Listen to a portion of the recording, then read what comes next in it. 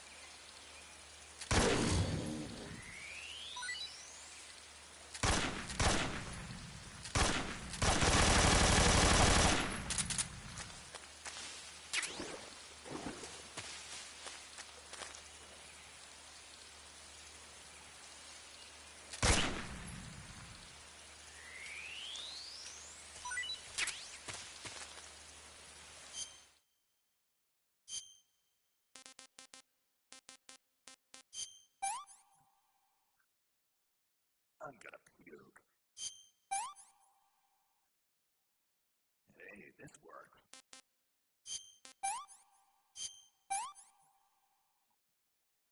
Pretty tasty.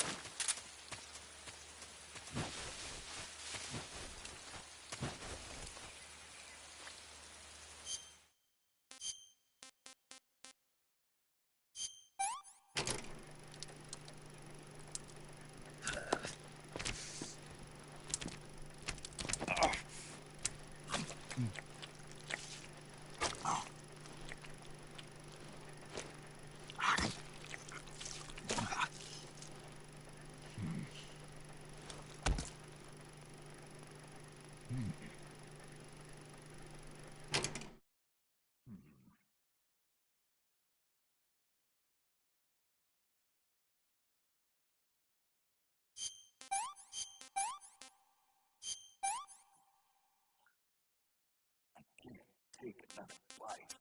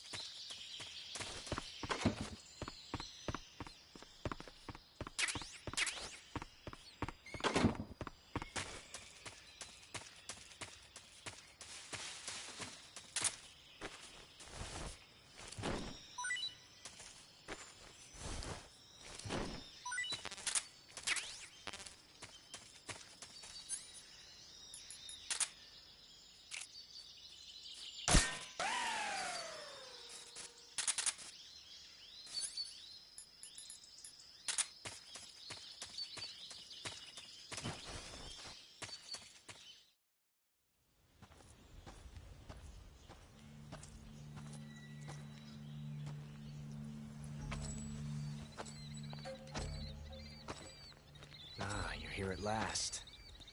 Looks like the boss's info was right.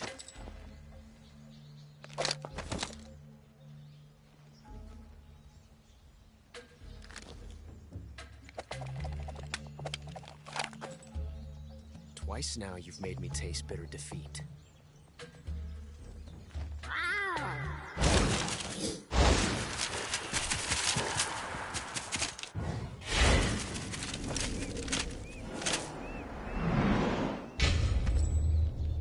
I hate to disappoint the Cobras, but you're mine now. All of you, leave us.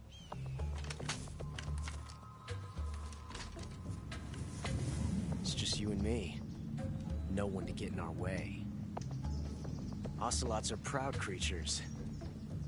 They prefer to hunt alone.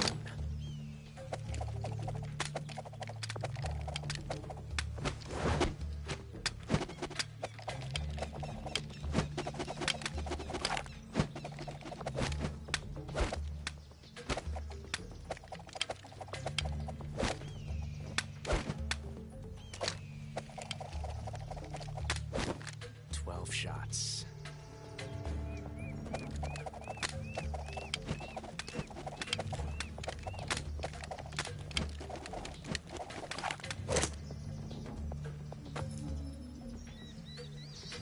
This time I've got 12 shots.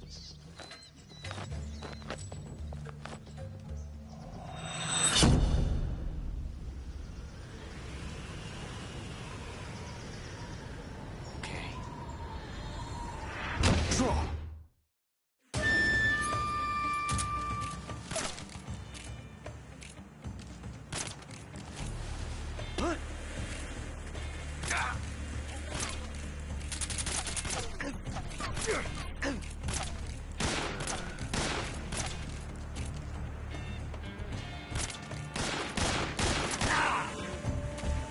You fool!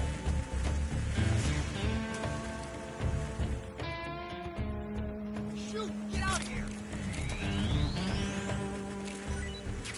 Get away from me! You won't get away from me!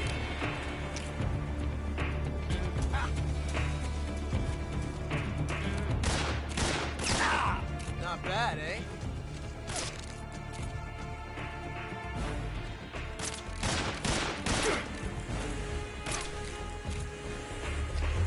I've never felt a tension like this before. That's so different from simply changing a clip.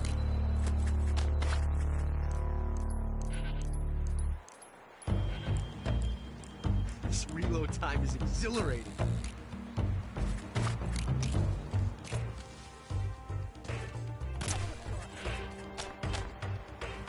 I love it!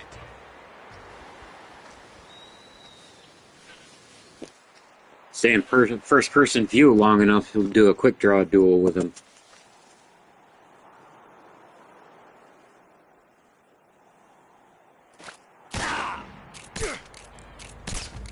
Got it.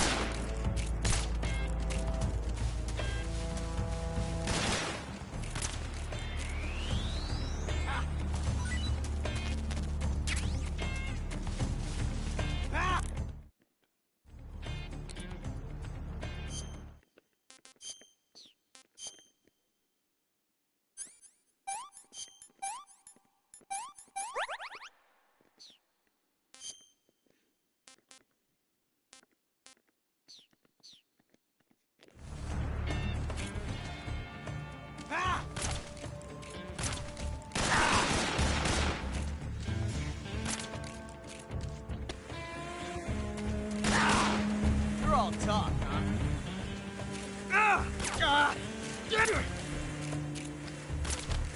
never felt a tension like this before. Sony, get your shit together. Selling faulty, fucked up joysticks and controllers. Are you serious? Damn it. He found us.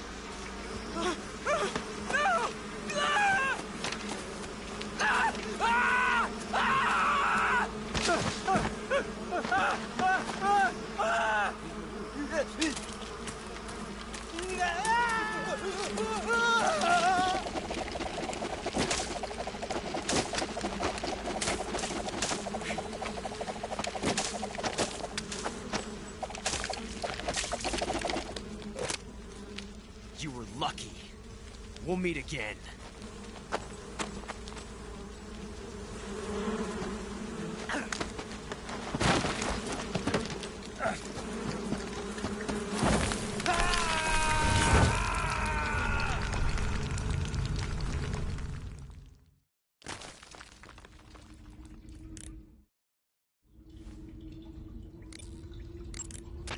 Snake, are you okay? Snake!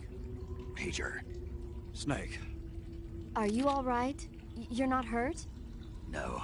That was a hell of a drop, but I'm fine. Looks like there's no way back up, though. I see. Well, anyway, it's good to hear you're not injured. Slipping and falling may not have been part of the plan, but getting into that cave was. Proceed further into the cave. The cave seems to be structured like a maze, but there's an exit somewhere. Find a way out of the cave and head for the aqueduct. All right, but it might take me a while to get through this cave. Are you hurt? No, Is it the enemy? Did they set a trap for you? not that either. Then what is it? It's dark in here. Dark. Yeah, there's no light anywhere. I should have brought a flashlight with me.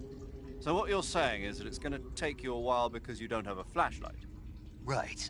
Snake, if you don't have a flashlight, you should be looking for a substitute. I tell you, American soldiers these days rely too much on ready-made equipment. Here we go again. What was that? Nothing. American soldiers rely too much on ready-made equipment. And not only that, they can't seem to grasp that one piece of equipment can have multiple functions. Back when I was in the SAS, we never had that problem. We were trained to use every piece of equipment in as many ways as possible. If you don't have a flashlight, look for something else. You need to develop flexible, innovative thinking if you want to... Hey, are you listening to me? Yeah, of course I am. First, take a look at what you're carrying with you now. Don't you have anything that can provide you with some light?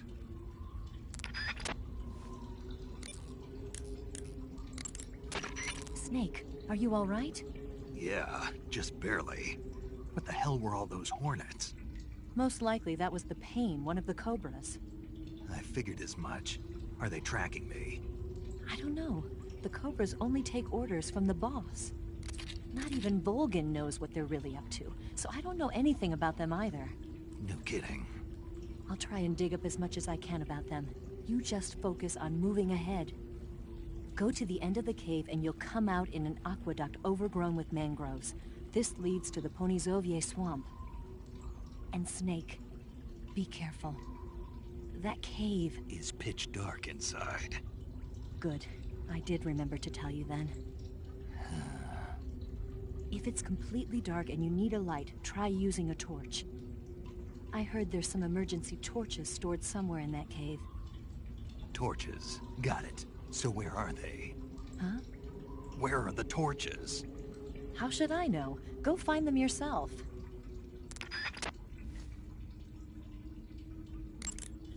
Eva, where are you now? I told you, didn't I? I'm right near the Colonel. Pretty weak answer if you ask me. I suppose you're right. Eva.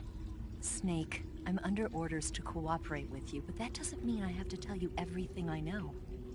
I would assume the same applies to you, too.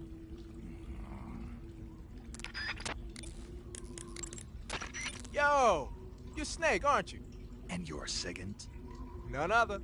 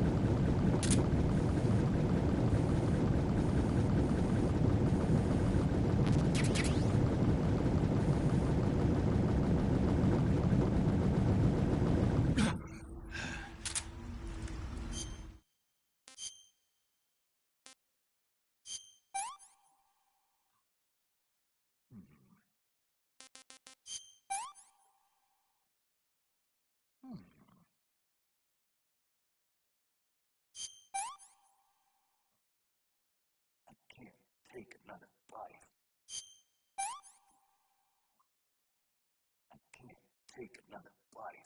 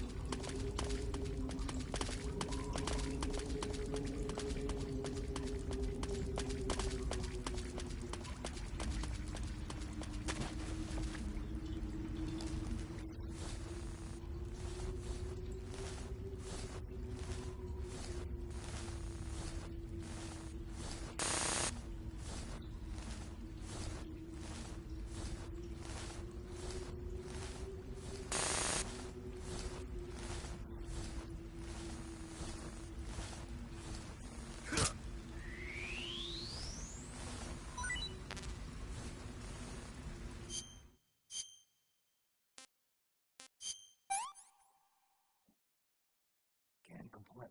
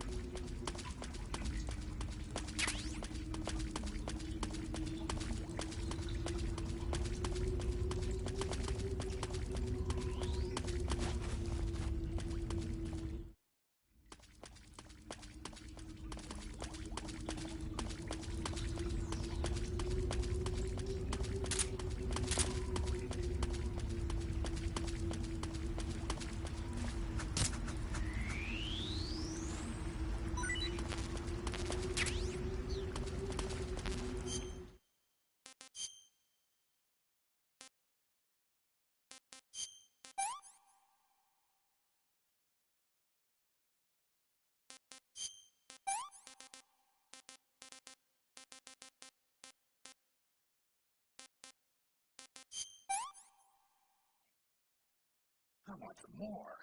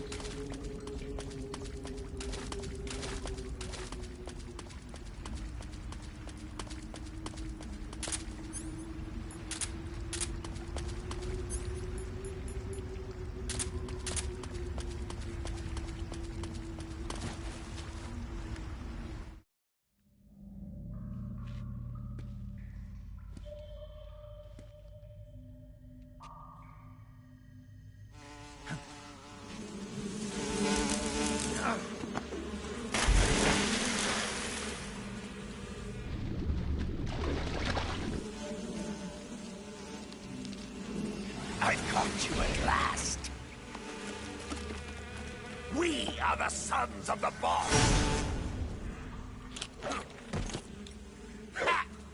I am the pain!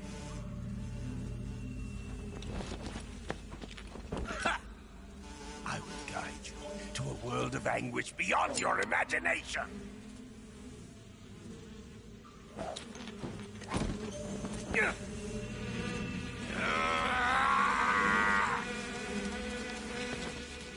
Let's get started.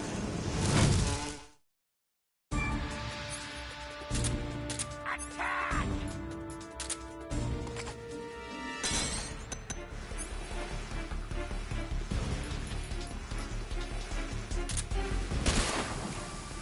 Grenade! Hey!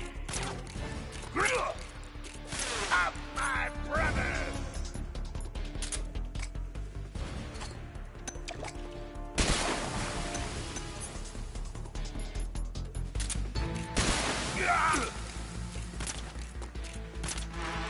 You to taste some real pain!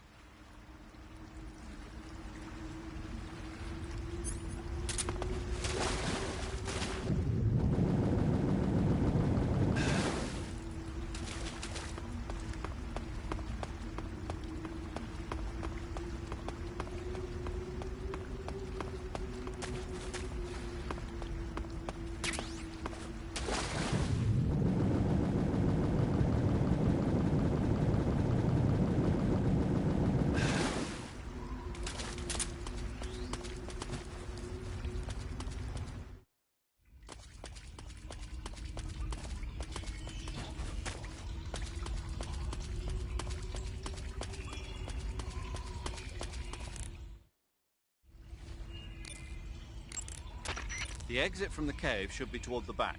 Proceed through the cave and find the exit to the swamp aqueduct. The exit from the cave. I see you've caught yourself a Taiwanese cobra. The Taiwanese cobra is native to Taiwan and southern China.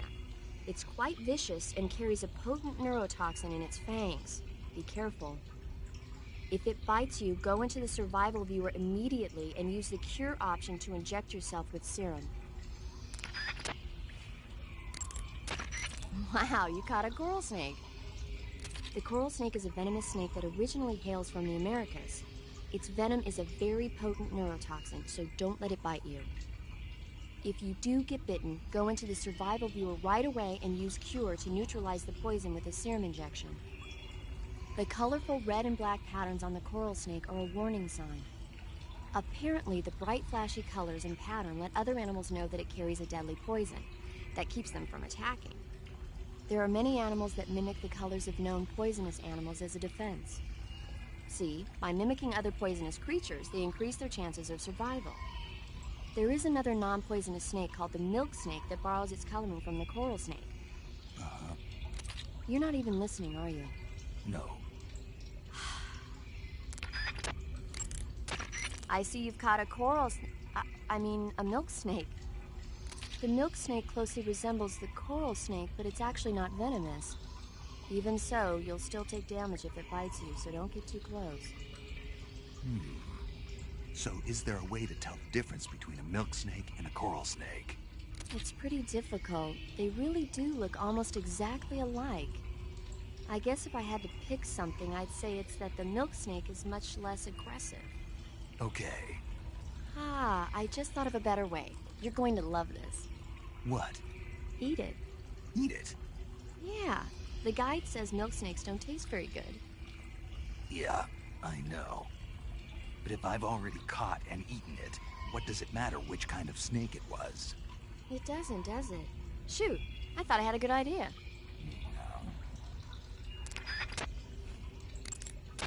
I see you've caught yourself a maroon shark. The maroon shark is found mostly in Southeast Asia, but it's not actually a shark. It's related to the carp. It's also known as the red-finned cigar shark, the river barb, and the sultan fish. The taste is, well, you've already eaten one, right? Yeah, it was pretty good. That's all? Yeah, You didn't mind all the little bones or how oily it was? not really. Ugh. I see you've caught yourself an arowana.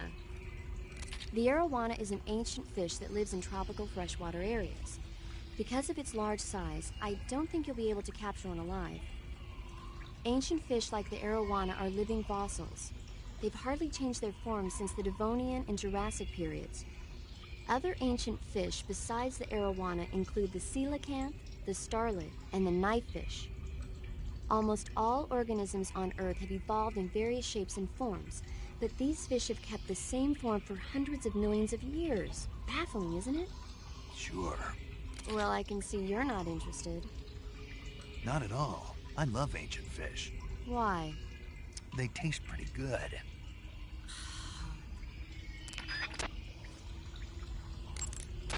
I see you have a calorie mate. Calorie mate. The thing you're holding now? Oh, the I see you've caught yourself a Kenyan mangrove crab. The Kenyan mangrove crab is a land-going crab. It lives in burrows dug near seashores and mangrove swamps. It's not poisonous, but it might hurt a little if it attacks you with its pinchers. Treat it with caution. I see you caught an otten frog. The otten frog is a large, corpulent species of frog. They're known as a delicacy, so it might be worth catching them for food. The otten frog was originally found only on Amami Oshima in Japan. Frogs usually have 4 toes on their front legs, but the otten frog is unique in that it has 5. I tried one. It was pretty tasty. I can see why it's a delicacy. I'm glad to hear it. I hear that in Japan, otten frog sashimi and sukiyaki are popular dishes. Really? Yeah, Japan, huh? That place is starting to sound better and better. I see you found some Russian glowcaps. The Russian glowcap is a kind of luminescent fungus, a mushroom that glows in the dark. Why would a mushroom glow in the dark? It's bioluminescent, just like a firefly. It uses the so-called luciferin luciferase reaction. To put it simply, luciferin reacts with luciferase in the presence of magnesium 2+ ions, breaking it down into oxyluciferin and carbon dioxide. The carbonyl groups in the oxyluciferin are initially in an electrical excited state. When they return to their base state, they give off light. Did you get all that? Not really. Oh. I ate one and it recharged my batteries. Huh? I thought a mushroom that glows that bright was bound to charge up my batteries if I ate it. And I was right. You're serious? What's wrong? Nothing. Snake, can you excuse me for a second? Sure. Did you just say that? Yeah. There's no way eating a bioluminescent mushroom would cause your batteries to recharge. What do you think it means? Beats me. Maybe it's all in his mind. You mean like a placebo effect? Why not? You've seen how gullible he is. Well, I guess there's no harm done. Should we let him keep believing it? Sounds good to me. Okay, Snake, I'm back. Yes, the Russian glow cap is a glowing mushroom, so it'll recharge your batteries when you eat it.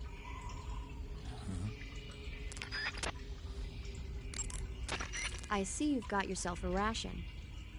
Rations are portable meals carried by Soviet soldiers. No, they're not. Huh? They're disgusting portable meals carried by Soviet soldiers. Hey, you should be grateful. Those things are designed to last. No matter how long you keep a ration, it'll never go bad. And they're surprisingly good for you, too. I'd take a snake over this any day, even if it's a little rotten. You are hopeless.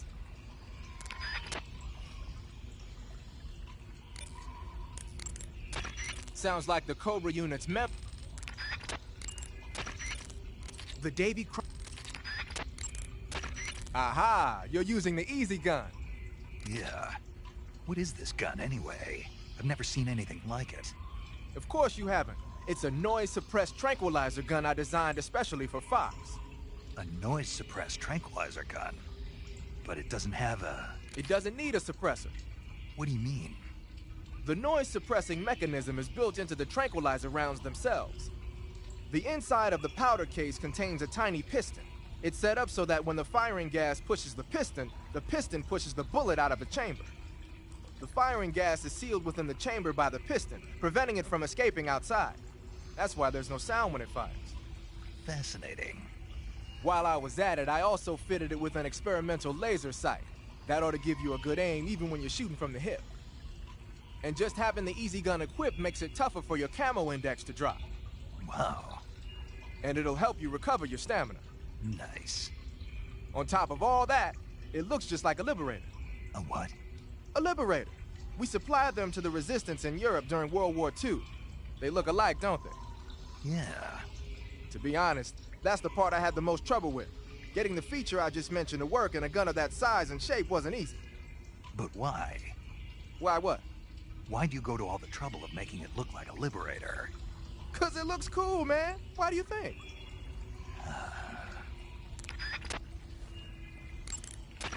You're wearing the tiger stripe pattern camouflage, huh? Tiger stripe is a forest camouflage. As you may have guessed by the name, it mimics the stripe pattern on a tiger's coat. It was originally worn by South Vietnamese Marines. Then it caught the attention of an American military advisor, and now they're thinking of introducing it into all kinds of special forces units. It works best in places with lots of trees and grass, but it should blend in with dirt and mud, too. Looks like you're using splitter face paint. Splitter is an indoor face paint. Painting your face with splitter should help you blend in better when you're infiltrating a building.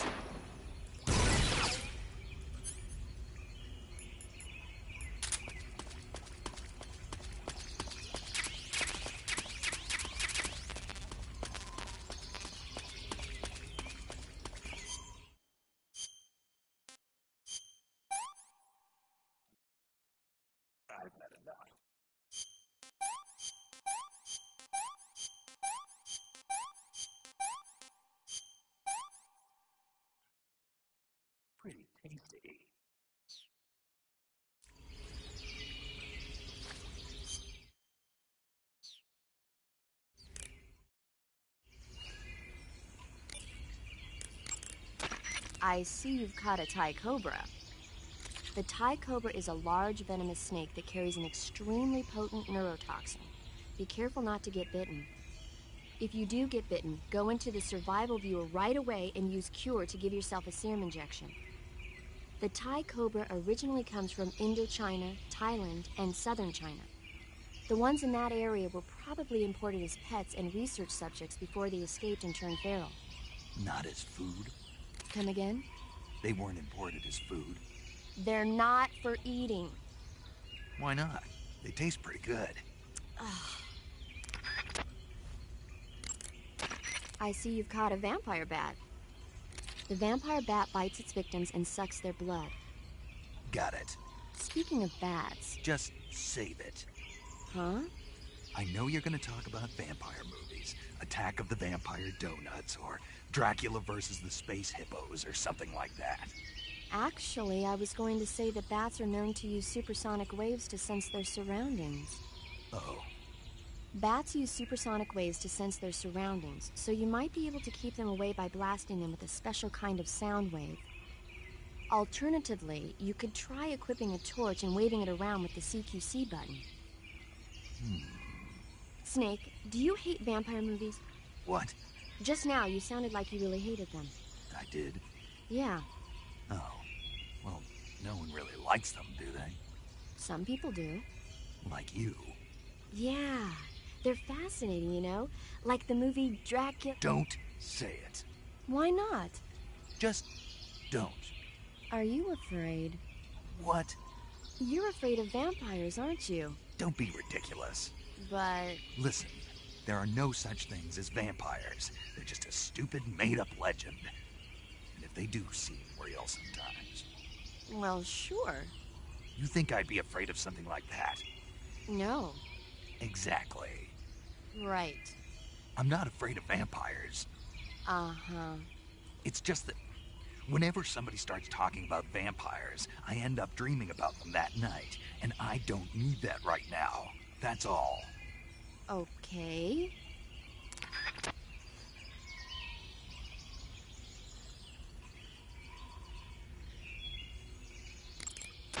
I see you found a Russian false mango. The Russian false mango is a mango-like fruit found only in Selino-Yarsk. The egg-shaped fruit is sweet and tangy with a pleasing aroma, just like a mango. Yeah, it was pretty tasty. See? Also, the seeds can be used to make a medicine that aids in digestion. It might come in handy if you ever have an upset stomach. The gauge below your life gauge...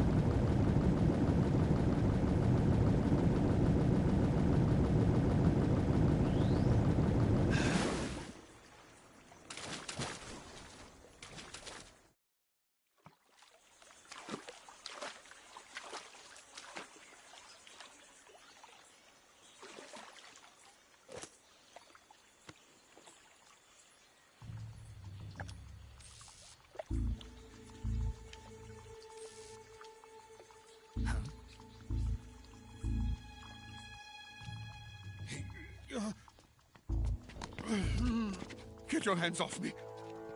I'm not going anywhere.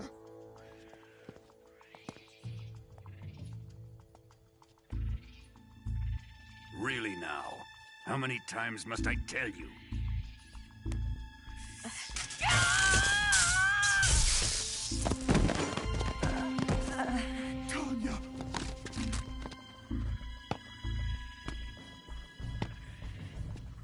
Each time you resist, your lover will suffer the consequences. Is that clear? Vulcan.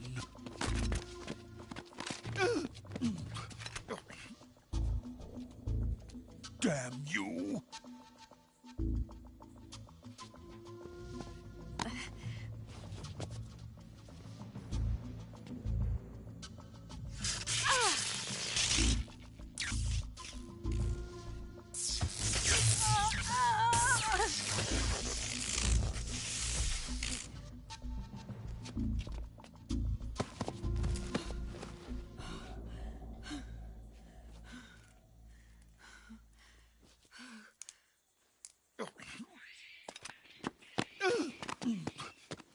Hold it right there, traitor.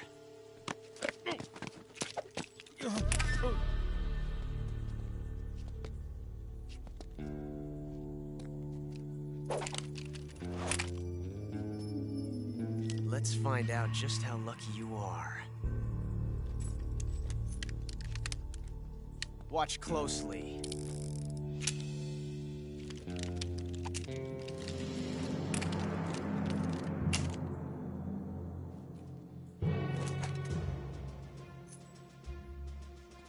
One of these 3 guns has a single bullet in it.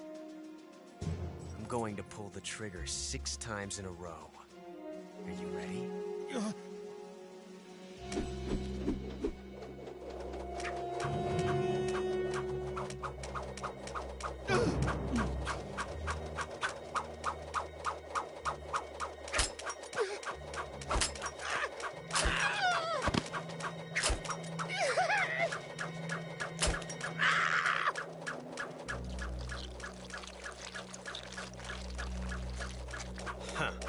Looks like your luck hasn't run out yet.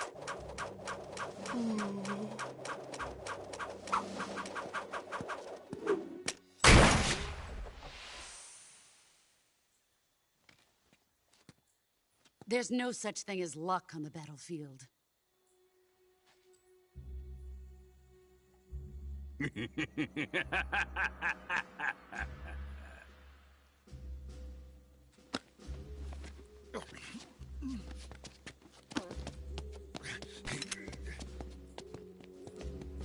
You'd better stay in line from now on. The Cobras will take care of him.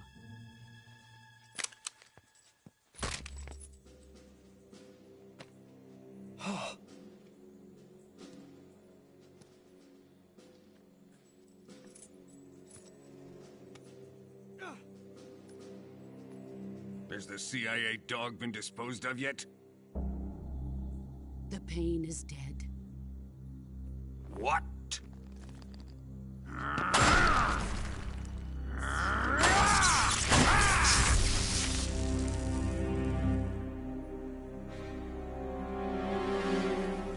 He may be a child, but he's definitely one of yours.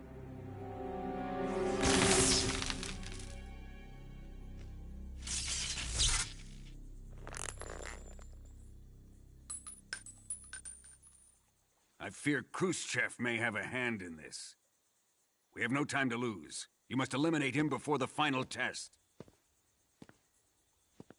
Don't worry. They'll be able to handle it.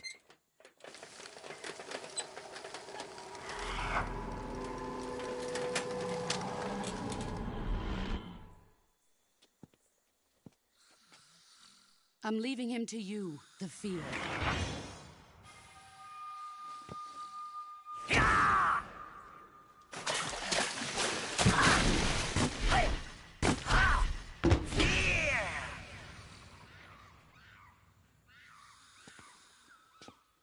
The old man is always sleeping. Is he all right? The end is saving what life he has left in him for battle. Normally, he's dead. But he'll wake up when the time is right.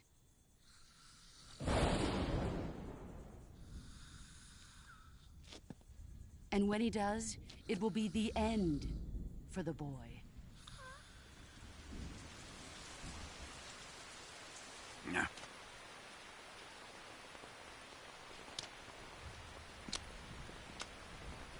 Sokolov isn't worth your love. You can entertain me until the rain stops.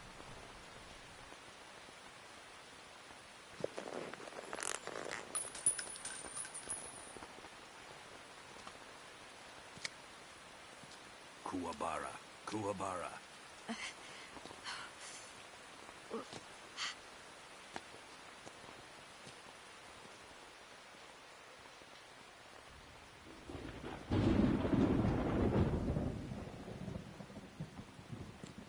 The Sorrow, is that you?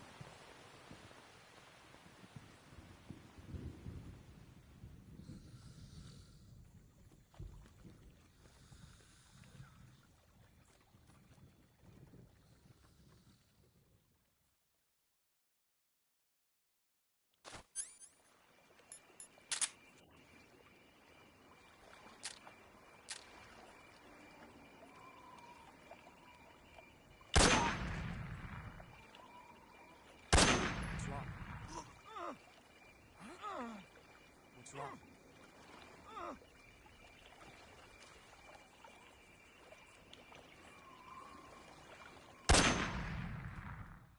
Come in, HQ. This is HQ. What's going on? Respond. There's something wrong. Support unit, confirm their status.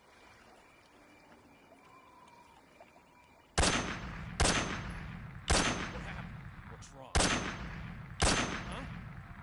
The enemy's here.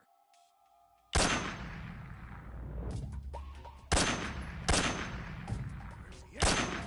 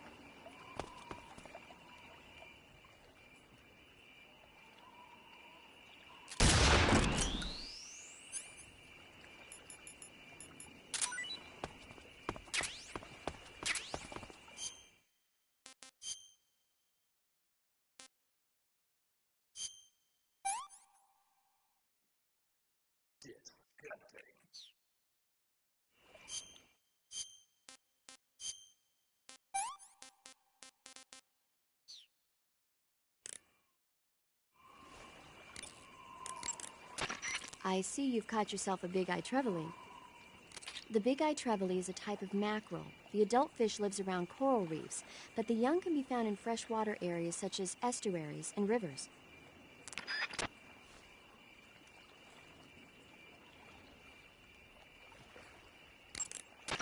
I see you've caught a cobalt blue tarantula. The cobalt blue tarantula is a poisonous spider with a highly potent venom. If you get bitten, go into the survival viewer immediately and use Cure to administer a serum injection.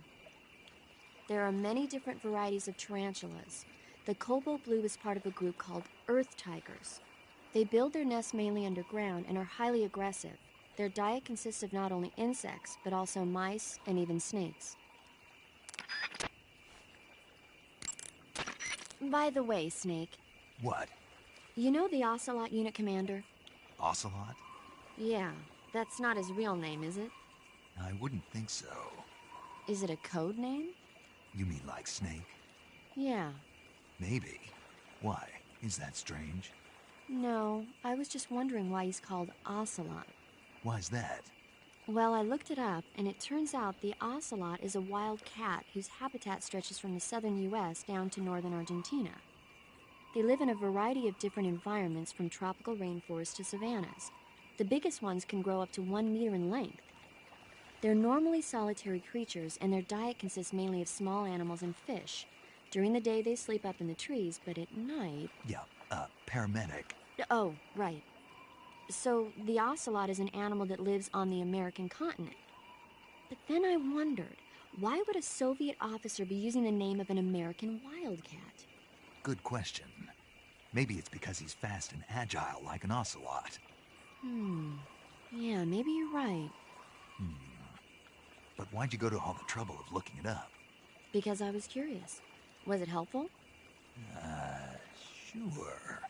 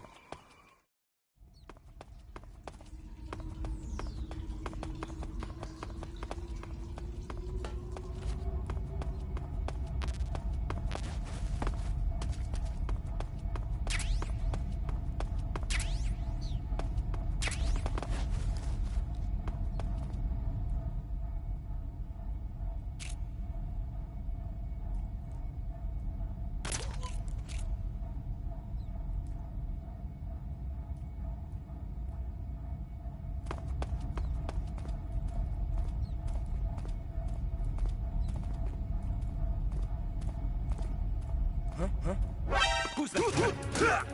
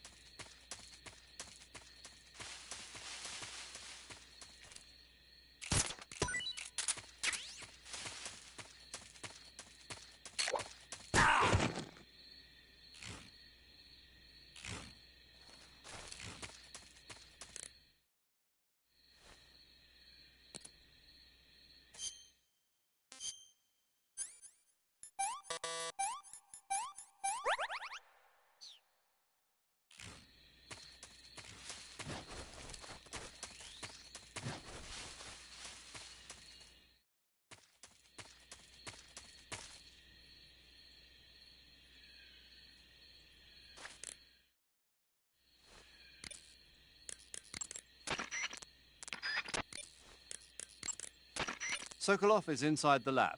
Look for a way in and use it to infiltrate the lab.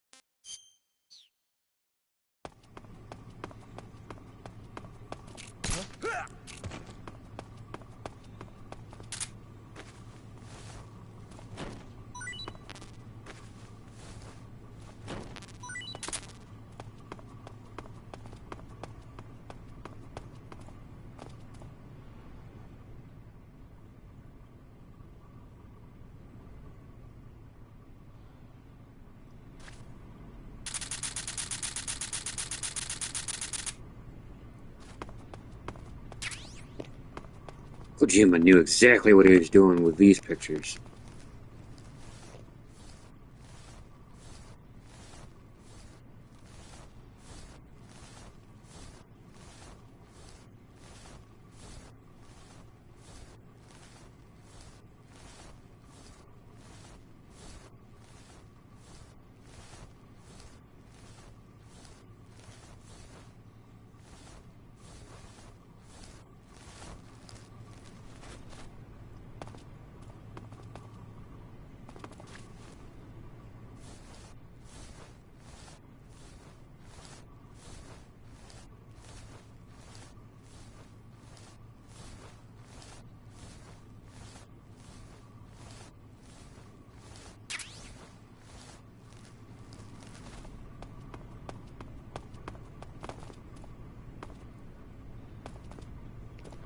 What?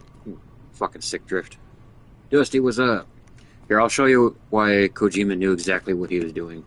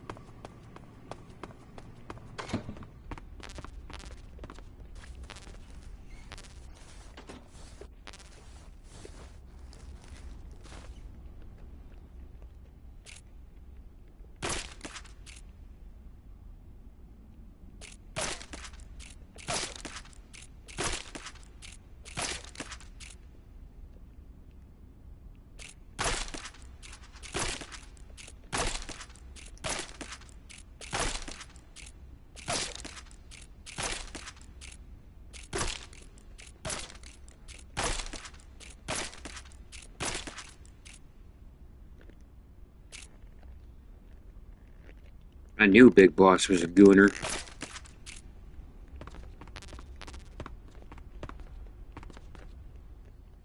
Metal Gear Solid 3, another game. Oh, Game Informer.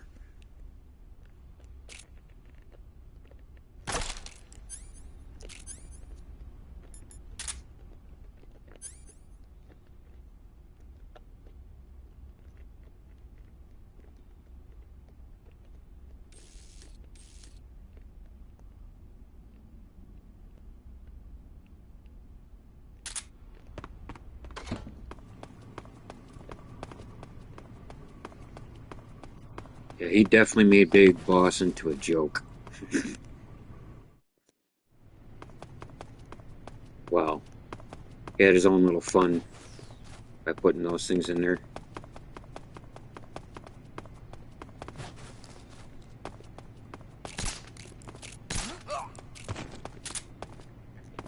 Yeah, Big Boss is a gooner.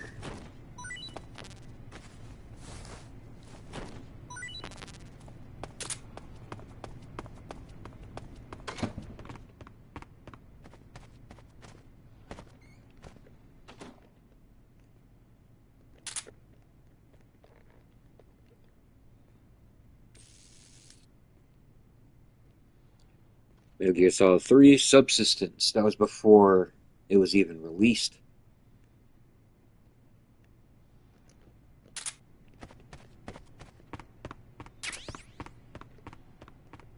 Shows how far ahead they were thinking.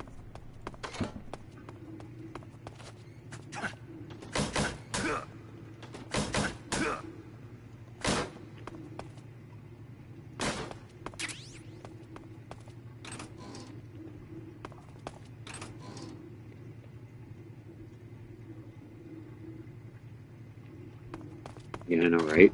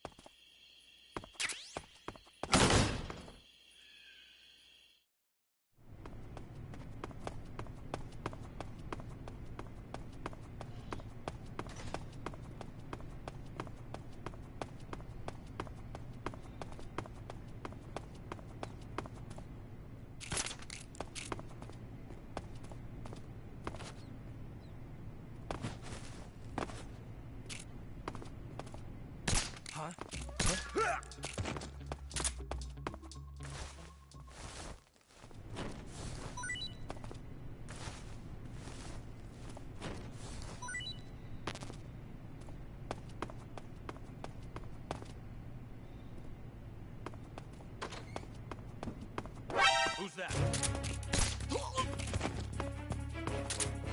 Help me! We have an intruder. Support units, move out.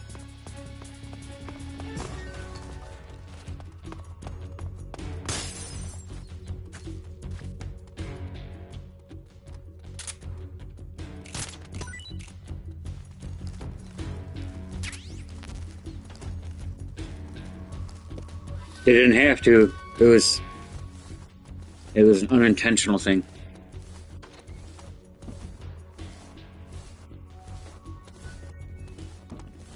What's wrong?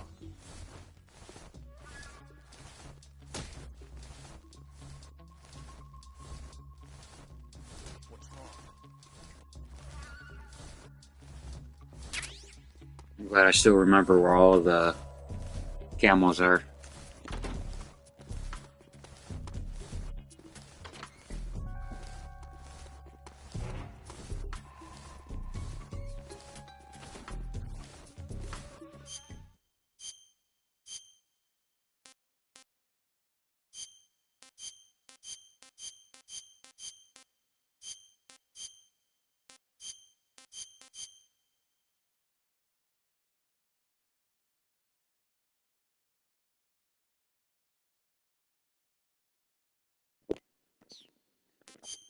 It sure did.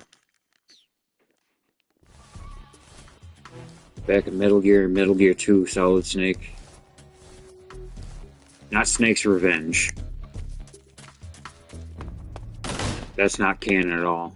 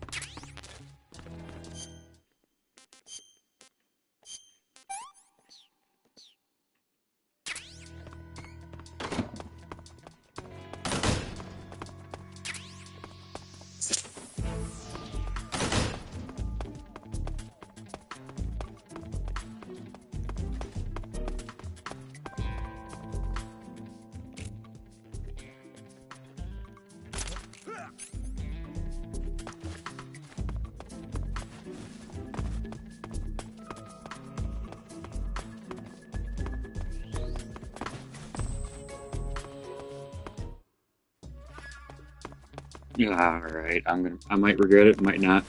Go for it. Huh?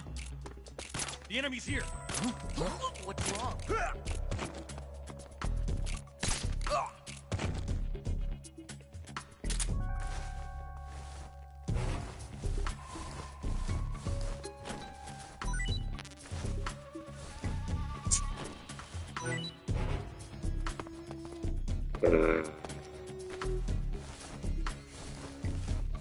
I don't know.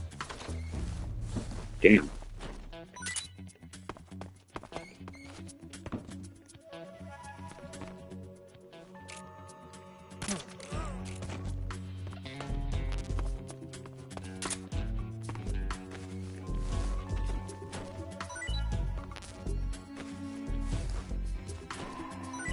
Canceling the alert. Return to your position.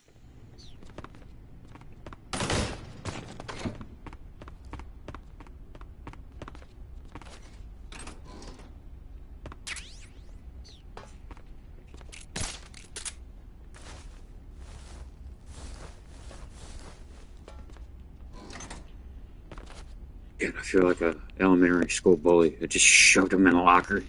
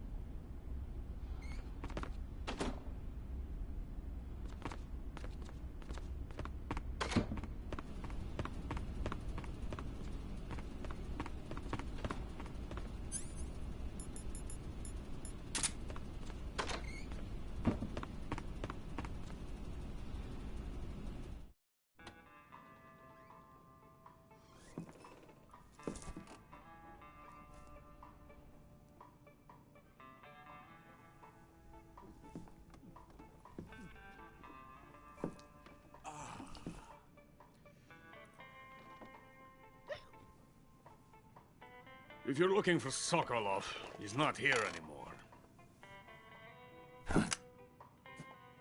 Put that thing away. You'll spoil my drink. So, you're the intruder everyone's talking about. Typical capitalist dog. No manners.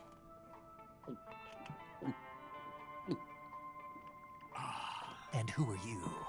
You mean you've never heard of me? And you call yourself an agent? Very well, then. I am Alexander Leonovich Granin. A man of some importance, if I do say so myself. I am the foremost weapons scientist in the Soviet Union, and the head of the glorious Granin Design Bureau. This is the Order of Lenin. It is an honor of the greatest magnitude, given along with the title of Hero of Socialism to only the finest workers. It was awarded to me in recognition of my brilliant contributions to society. Since the Great Patriotic War, I have created countless weapons in the service of our great communist society. It was thanks to me that we were able to stamp out the Nazi scum. It was I who created the basic design for the mobile ballistic missile system you know and fear as SS-1C.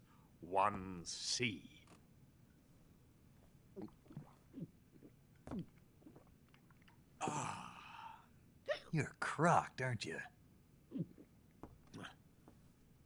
I'm merely drowning my sorrow. Because of him, I've got nothing to do but sit here and drink this crap. Him? Sokolov. It's him you're looking for, isn't it? Because of him, I have been stripped of my authority. My research has come to nothing. Look. It is a revolutionary mobile nuclear missile system. A bipedal tank.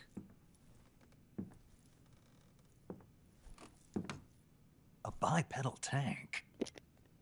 Metal Gear Rex. A Metal Gear walking Rex. tank. A robot. Are you familiar with the theory of the missing link between apes and humans? Well, this technology will be a missing link between infantry and artillery. A kind of Metal Gear, if you will. And this magnificent Metal Gear will mark a revolutionary step forward in weapons development. Metal Gear? But I won't be used so easily. No crying myself to sleep. For you see, I'm going to send these documents to my friend in the United States. What? These bastards will live to regret this. And when they themselves become the targets of my creation, they will know my true greatness. Yes, Sokolov's pathetic Shagohod pales in comparison to my work. What are you going to do with a rocket engine on a tank? About Sokolov. A tank does not need a rocket. It needs something else. Look at these. Nice shoes. No. Legs. Legs that allow it to go anywhere. Just as when humans learn to walk upright. That is the real revolution in weaponry. Don't you agree? But the fool's in charge. Joe Sokolov. And where is Sokolov? My project has been terminated. The philosopher's legacy has been handed over to him. What the hell are you talking about?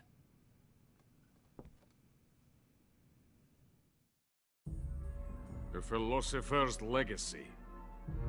Haven't you heard of the philosophers? The Colonel has inherited their immense legacy. Volgin's father was in charge of the philosophers' money laundering activities. In the confusion of the war, we somehow ended up with their treasure. And Volgin inherited that treasure illegally. We never need to worry about the military budget.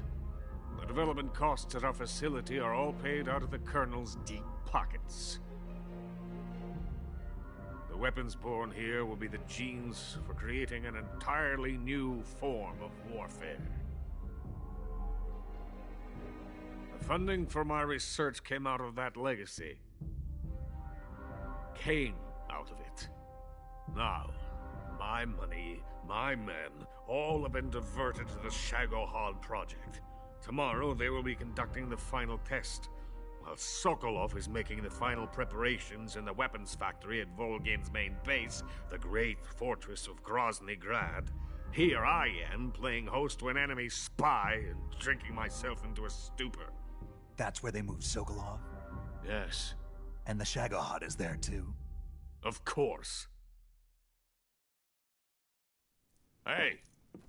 You're not thinking of going to Grozny Grad. Are you mad? It's an impenetrable fortress. I'm sure it is. You'll be killed. I'll take my chances. Wait. What? Listen to me, you fool.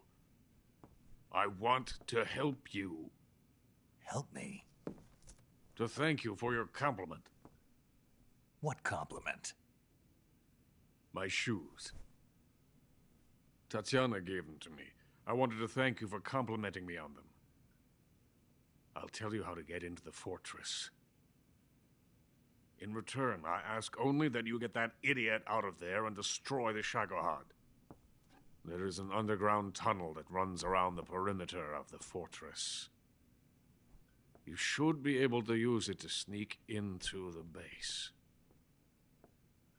Head for the mountains.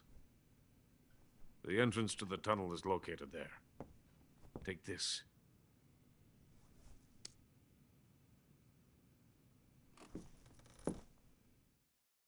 You passed through a warehouse on your way here, didn't you? Yeah. There should have been a locked door inside of it. Do you remember it? This key will open that door. Beyond that door lies a vast jungle. You can climb up into the mountains from the far end of the jungle. Go back to the warehouse. Use the key to open the locked door and head for the mountains. Got it? Why are you helping me? Unlike Sokolov, the thought of defecting has never once crossed my mind. I love my country. I love this land. I cannot even imagine living anywhere else. I wish to remain a hero of the great motherland. I cannot bear the thought of being hounded into a corner and left to waste away. It is already dawn. You must hurry. I will remain here and nurse my troubles for a little longer.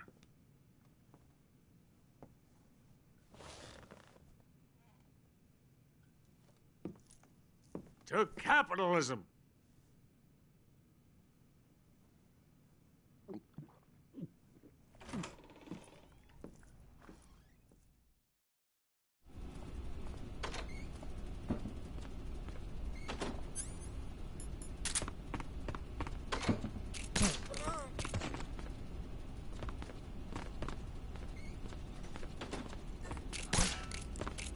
Freeze! Help me!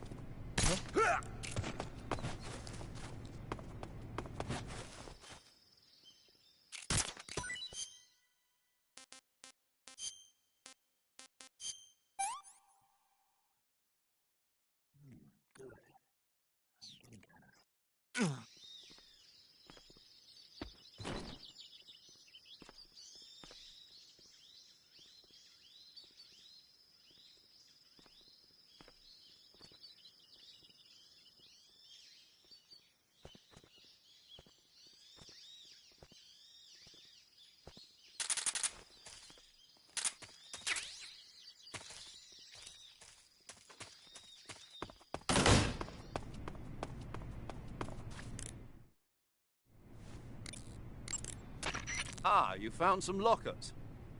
Lockers are a highly prized commodity among intelligence agents. Spies throughout the ages have used lockers to help them accomplish their missions. Are you sure about that? Of course I am. You can use lockers for any number of purposes. Hiding yourself, hiding the bodies of enemy soldiers, using the door as a shield. Use them wisely and they'll prove valuable during the mission. To hide inside a locker, first open the locker by standing in front of it and pressing the action button. Once the door's open, you can enter the locker to hide inside it. To come out of the locker, just press the action button again. To hide an enemy's body in a locker, simply drag the body in front of an open locker. You can also break the doors of lockers. If the door of a locker won't open and you're determined to get inside, try breaking into it. You can use lockers for any number of purposes. Sigint, Grannon said something about putting legs on a tank. Do you know what he was talking about? If you ask me, it's gotta be a joke. Not only is making a tank walk on two legs a technical nightmare, but there's no point in making a walking tank to begin with. Putting legs on a tank would raise its clearance, increasing its frontal projection area. It'd also be less stable. Suppose the legs help the tank travel on bad roads. I don't see the logic in that. Isn't that what treads are for? I mean, anybody who'd seriously consider making a thing like that has got to be a wacko. Come to think of it, there was a guy in the States who wrote a paper on that subject. What was his name? Emerson? Heinrich?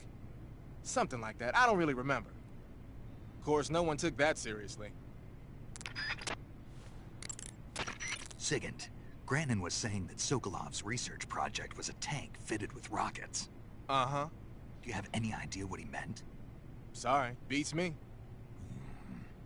I wonder if it's supposed to increase the tank's mobility, or maybe give the tank short-range missile launching capability. But you're sure it has something to do with Phase 2 of the Shagohod, right? Yeah. Khrushchev traded Cuba just to get this thing finished, and Volgin blew up a Soviet research facility to get his hands on it. Whatever it is, it's gotta be big. Sigint, do you know anything about that philosopher's legacy Grannon was talking about? Not a clue. Never even heard of something like that until now. Right. One thing's for sure, though. Volgin's got a huge amount of money stashed away somewhere. Philosopher's legacy, huh? Maybe it is real. To hide inside a locker, first open... To hide in... You and lockers, dude, seriously.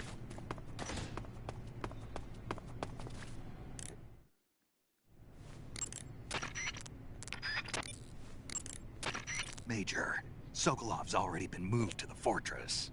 But that's only what Grannon told you, right? He may have been giving you false info. No, he wasn't lying. How can you be so sure? Gut feeling. Good enough for me. According to Grannon, you should be able to get to the mountains through a passage located deep in the jungle beyond the warehouse. Right. Then if I climb the mountains, there'll be an underground tunnel leading to Groznygrad near the summit. Start out by going back to the warehouse. Use the key you got from Grannon to open the door and proceed into the jungle. You remember where the door is, don't you? It's directly north of the door you went in when you came from the aqueduct.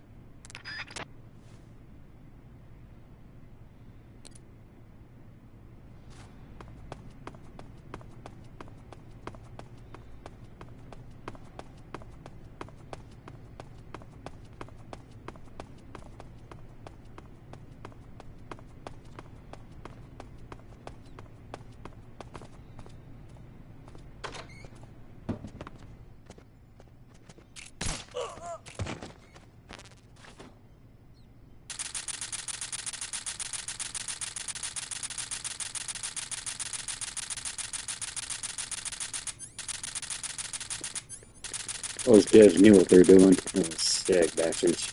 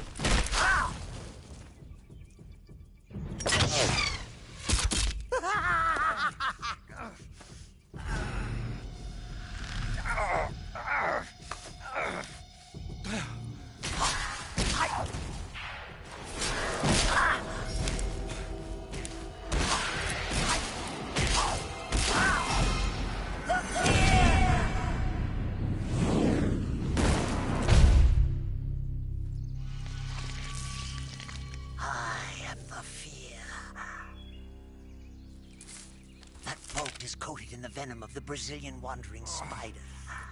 Soon, a most exquisite pain will engulf your entire body. Your limbs will be paralyzed, your lungs cease to draw breath. Eventually, your heart will stop beating. Ah, but what fun would that be? Not a fitting end at all. The boss's apprentice. I will give you fear such as you've never experienced before. Come into my web. It is time for you to feel the fear.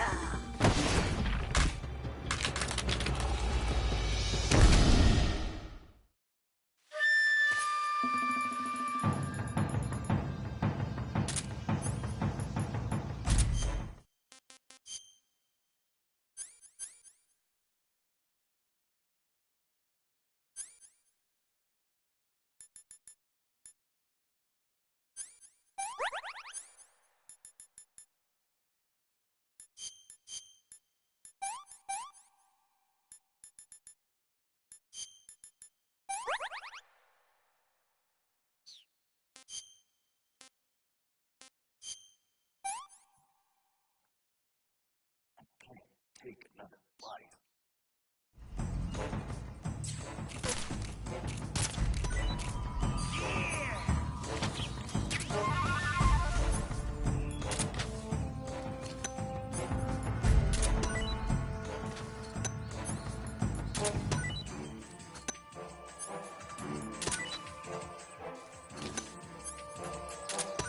Now I'm here.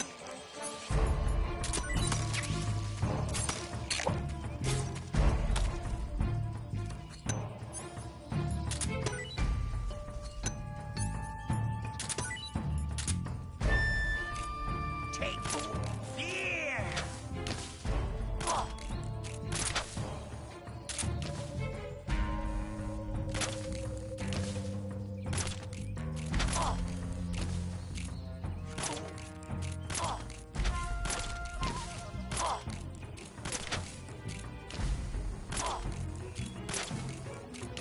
Oh.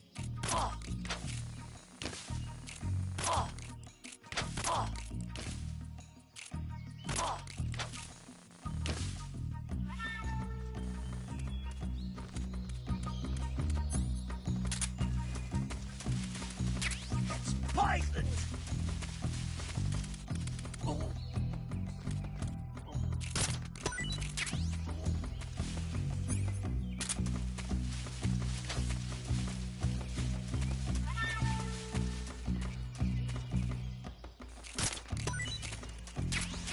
It's poisoned! It's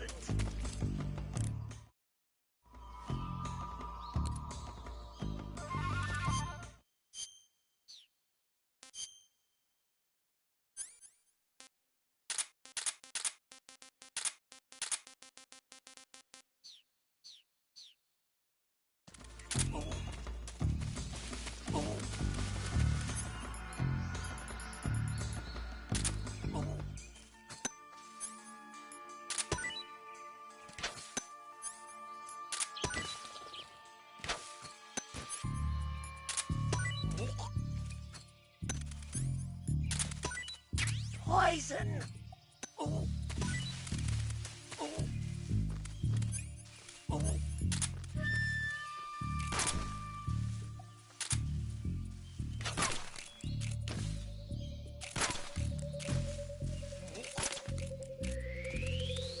Poison!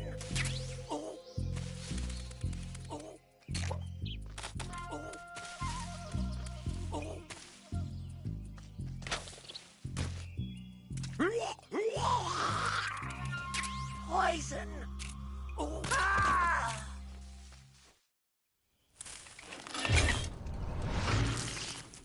The fear! The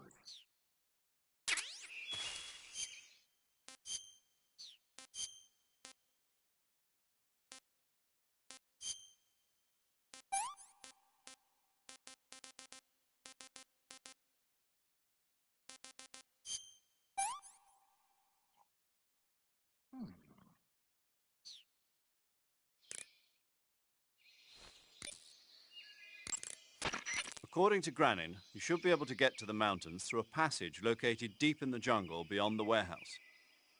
Start out by going back to the warehouse. Use the key you got from Granin to open the door and proceed into the jungle. You remember where the door is, don't you? It's directly north of the door you went in when you came from the aqueduct. You got some instant noodles, huh? Instant noodles? Uh-huh. It was invented in Japan just recently. Add some hot water and it's ready to eat. It's cheap and can be stored for a long time. And besides, it's delicious. It's like a miracle food. Wow. Speaking of which... Yeah? Are you going to eat that? I was planning on it, yeah. Oh, all right. Is there some reason I shouldn't? No, that's not what I meant. Then what did you mean? I was just going to say that if you weren't going to eat it, you should bring it back to me. I've always wanted to try some. Whatever.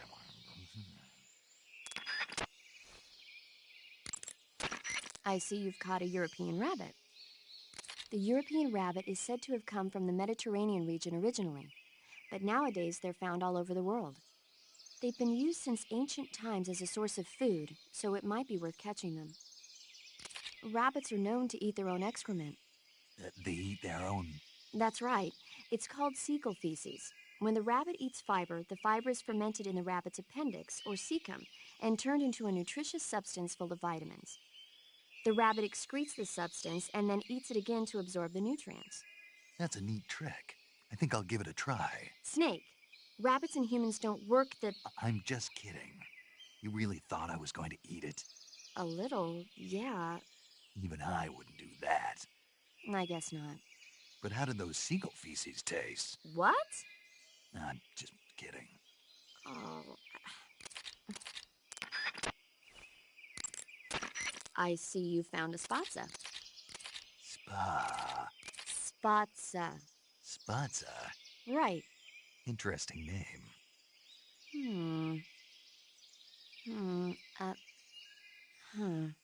So, paramedic. What? What kind of mushroom is a spatza? You really want to know? I guess so. Okay, let's see.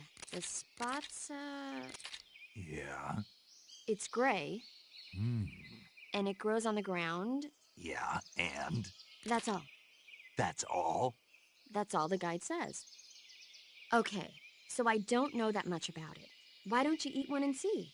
It might be pretty tasty. I already tried one. Really? How was it? I passed out. It was that good. No, I mean I fell asleep. You were that tired? No, I mean the mushroom put me to sleep. I know, I was just teasing you a little. But anyway, the reason the spatza puts you to sleep when you eat it is because it contains a type of anesthetic substance similar to an alkaloid.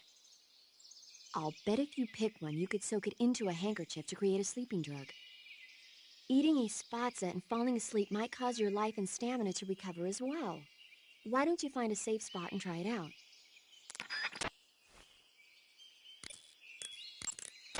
There seem to be traps planted throughout that area, and they look a little primitive. Yeah, but this is their territory. Why would they need this many traps here? Maybe it's part of some kind of tactical research. Tactical research? Yeah. As I'm sure you know, the Soviet Union is leading a worldwide revolution among communist forces all over the globe.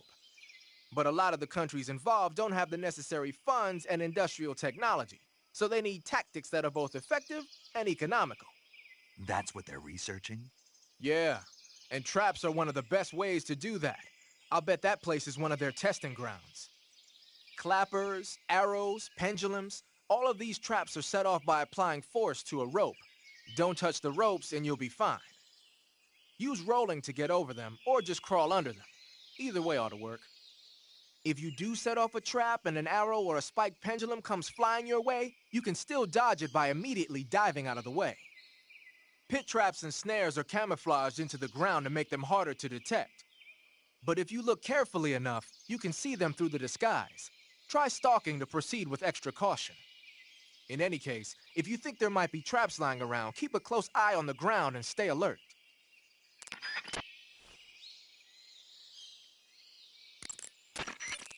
That Order of Lenin that Granin was talking about is the most prestigious award in the Soviet Union.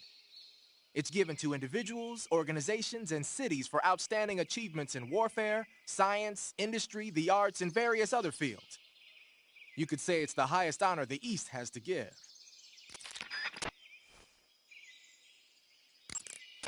Pit traps and snares are camouflaged into the ground to make them harder to detect. But if you look carefully enough, you can see them through the disguise. Try stalking to proceed with extra caution. Nameless Wonder was a...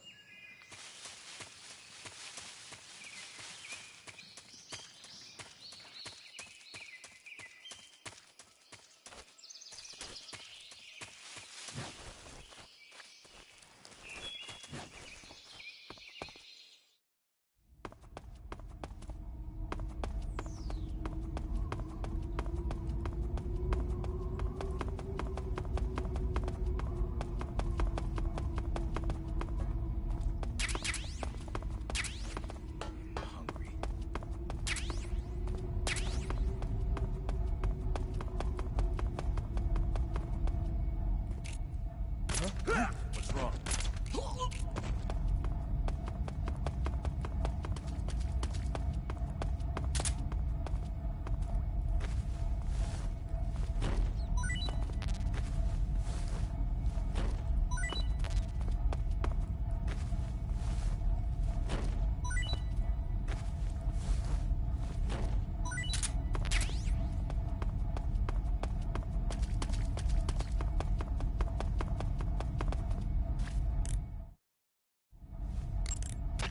You say Granin was involved in the development of the SS-1C. The SS-1C is the Soviets' newest short-range tactical ballistic missile. Based on what Western intel has been able to gather, it's capable of being launched from a mobile platform. A mobile platform? Yeah. It's a transport vehicle that functions as an erector and a launcher. It can travel on roads, then erect and launch a missile from any location. Of course, in addition to conventional explosives, the missiles could also be fitted with chemical or even nuclear warheads. A nuclear missile that can be launched from any location. I'll bet it wasn't the missile itself that Granin helped develop. More likely, it was the mobile platform. From what I've heard, the SS-1C is set for actual deployment as early as next year. That's bound to send a chill down NATO's spine. Patterned clothing, face paint. According to Granin, you should be able to get to the mountain.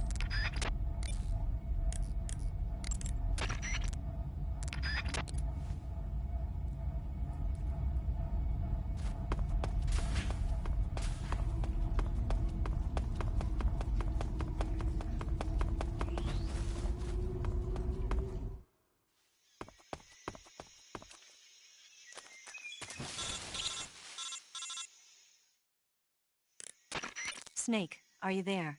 Eva, where are you? In the fortress, in Groznygrad. Dr. Sokolov is here too. Is he all right? He's fine.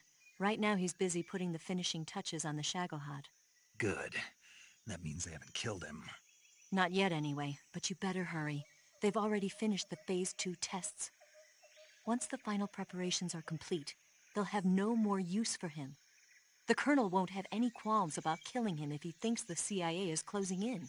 Eva, you can't let Sokolov out of your sight. I know. Snake, do you know where Groznygrad is? Granin told me that I should be able to get there from the mountains to the north, through an underground tunnel. Granin told you? Yeah, he even gave me the key to the warehouse. Why? Because he was drunk, I guess. You've got to be kidding me. Hell if I know. Snake, there's one problem with that route. What problem? The mountain entrance to the underground tunnel that leads to the fortress is sealed. You need a key to get in. A key? What about the key Granin gave me? That key won't work. But don't worry, I'll figure something out. I have an idea. There are some ruins at the top of the mountains. Meet me there. The top of the mountains. Got it. Wait, there's something else I've got to tell you. Now what? I heard that one of the Cobras is waiting for you in the jungle at the foot of the mountains. He's a legendary sniper called the End. Yeah, I've seen him before. That ridiculously old guy, right? Don't underestimate him. He's known as the father of modern sniping. Is he alone? No spotter? None. He's all by himself. Apparently, he doesn't need a spotter. You can't be serious. The entire forest is on his side. The forest? Stay alert. Yeah, I'd hate to have it be the end for me.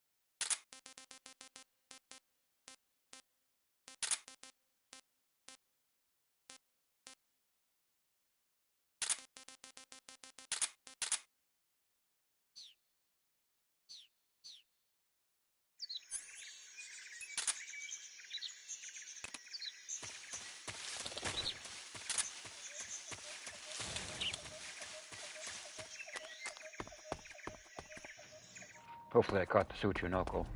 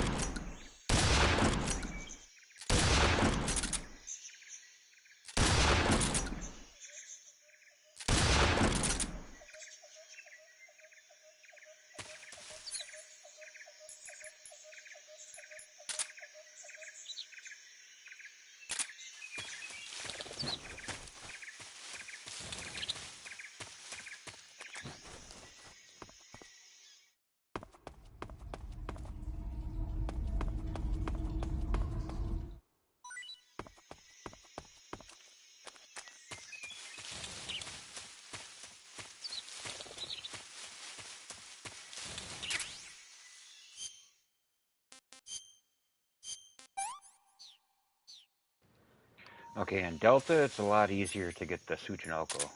That is a very, very, very hard animal to find.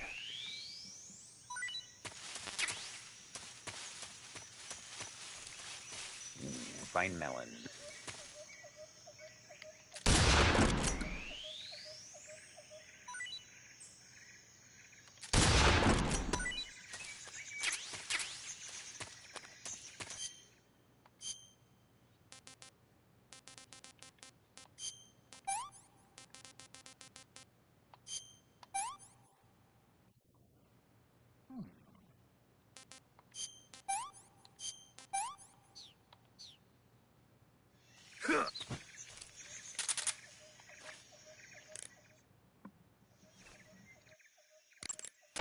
The name of that forest is Sviato Gorny. In Russian, it means something like the sacred mountain path. The name comes from an old folk tale about mountain spirits who passed through there on their way to Sokrovieno, the forest to the north. Head north and you'll come to Sokrovieno. The tunnel that leads to the mountains is in the northern area of Sokrovieno. I'll meet you in the ruins at the top of the mountains. I'll give you the key to the tunnel leading to Groznygrad when you get there. Remember, go north. But Sokrovieno is also where... I know. The end, right? Yeah. One of the Cobras, the End, is waiting for you in Sokrovieno. He's a legendary sniper. Until you defeat him in battle... I won't be able to move on. Right. Then I'll just have to beat him. I guess you will. Ah, I see you got yourself an M37. The M37 is a 12-gauge pump-action shotgun.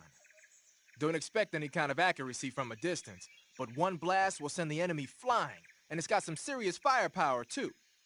Good thing to have with you in close-range combat. It takes a while to reload, though, so plan accordingly. The thing that really distinguishes the M37 is that it's lightweight. It's about 2 pounds lighter than other shotguns. In fact, it's so light that it's been nicknamed the Featherlight. Yeah, and to top it off, this one's had its barrel and stock sawed off. That's probably a modification to make it easier to wield in the jungle. Those Soviet boys know what they're doing. I guess the other distinguishing feature would be the lack of an ejection port on the side of the receiver. Ambidextrous, huh? Exactly. It's been designed so you can use it left-handed or right-handed with equal ease. But that's not all. The low number of apertures means that it won't get jammed up as much with mud and dirt when you use it out in the field. This weapon is made for the jungle. Good to know. But what are they doing with an American-made shotgun? Good question. I guess they could be doing research on Western weapons, but... Did you ever hear about the SAS using shotguns in the jungle combat in Malaya? Just stories. In the jungle, you're always running into the enemy when you least expect it. The SAS found the shotgun to be extremely effective, delivering massive firepower in a short period of time. Because of that, lately a lot of point men are starting to use shotguns as their weapon of choice. Vogan's men might be trying that tactic out for themselves. Your field uniform... covering your...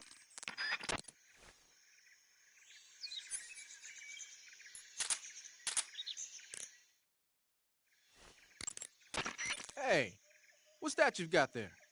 Thermal goggles. From what I can tell, they detect and display sources of heat. You're kidding me.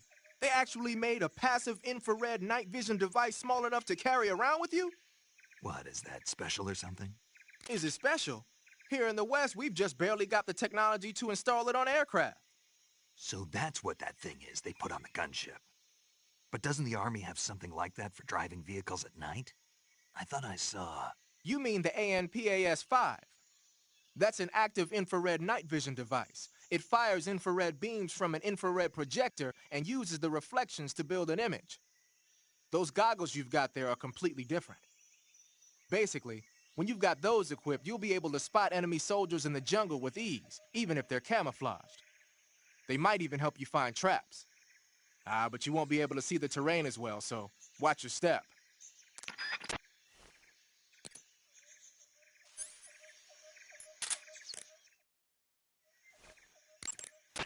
A cap shaped like a crocodile head, you say? Yeah. What do you think? I think it's a great idea. You know, animal disguises are one of the oldest tricks in the book in the intelligence world. I don't know whether it's true or not, but I've heard that during World War II, the OSS used to use cow suits. Supposedly, they sent agents out to hide in herds of real cows so they could spy on enemy units as they passed by. Nowadays, I guess most people wouldn't even give a crocodile-shaped cap a second look. They think it was just a gag item. But if you use it the right way, it can be an effective weapon for spying. I gotta hand it to you, Snake. You're one sharp guy. You okay, Snake? Forget it. Huh?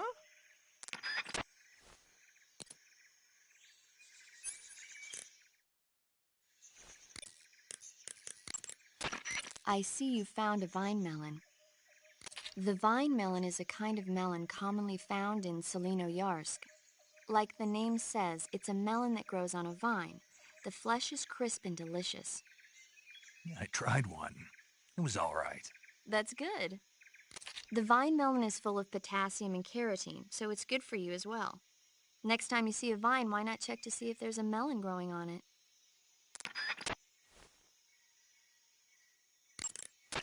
Snake, what are you... How does it look? It looks cool. Huh? It looks cool on you. It does? Yeah. I don't think cool is the right word. Why? What's wrong with it? What's wrong? Don't you think it looks silly? Doesn't it make you laugh? Aren't you going to ask me what the hell I was thinking? No. Oh. I think it really does look good. It reminds me of the alligator people. Oh, the... what? The Alligator People. It's a science fiction movie. You've never heard of it? No. Oh, well, you should see it sometime. It's about this guy who gets hurt in a car accident and tries to heal his wounds by injecting himself with a crocodile serum, but then his head turns into a crocodile head. You look just like him with the mask on. That's awesome! Right. Huh?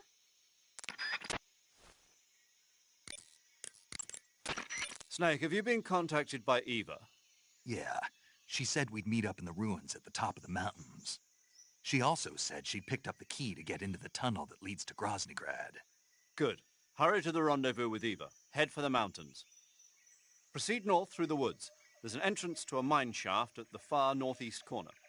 Climb up the shaft and you'll come out in the mountains. Head north. I'm on it.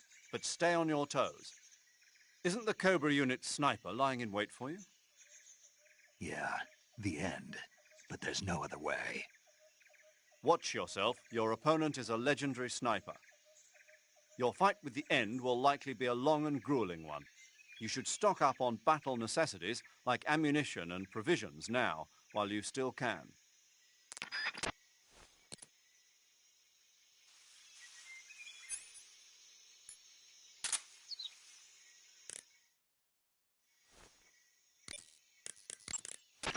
Hey, what's that you're wearing?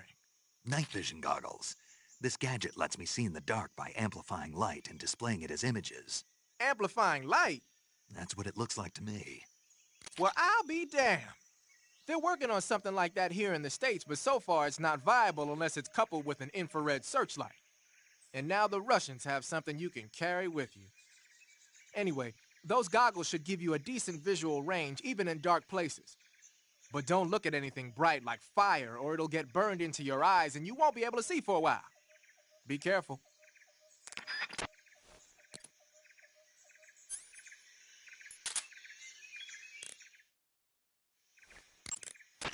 I see you have the bug juice equipped. It's useful for keeping the bugs away. If you open the item window and press the enter button, you'll be able to keep the nasty critters like hornets and leeches at bay for a brief period of time. Use it well.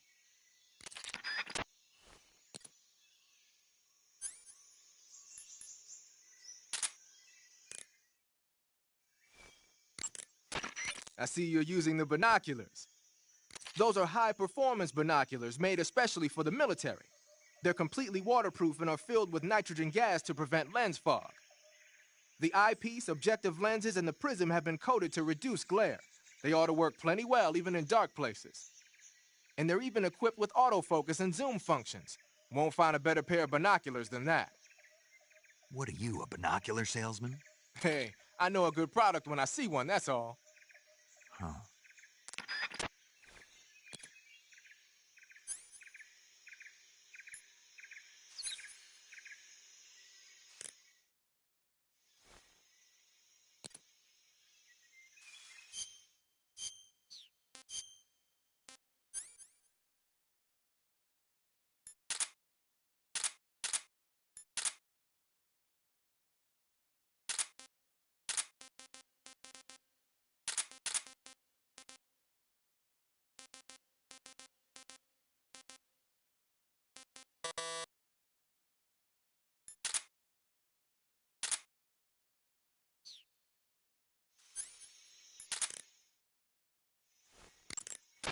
Using the anti-personnel sensor, I see.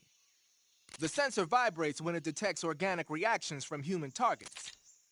It's been adjusted to respond only to humans, so unlike other sensors, it'll let you ignore animals and focus only on the enemy. It'll even detect enemies that aren't moving, and you won't have to worry about it giving away your position. But on the flip side, it won't tell you the exact location of the target. Keep that in mind when you're using it. Also, remember that when you use it in first-person,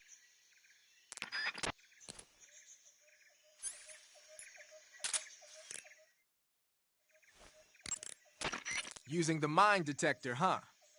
When you equip the mine detector, it lets you know with a sound if there are any claymore mines nearby. A mine detector is basically a metal detector, so ordinarily it reacts to scrap iron the same way it reacts to mines. They say that only about 1 out of every 100 objects it responds to is an actual mine. Not exactly what you call reliable. So they're researching other ways to detect mines, like sniffing for molecules given off by explosives and using a kind of underground radar. One of these days, they might actually make something that works. But the one you're using is apparently set up so that it only reacts when it finds a claymore on the ground. No need to worry about it being fooled by anything other than a mine.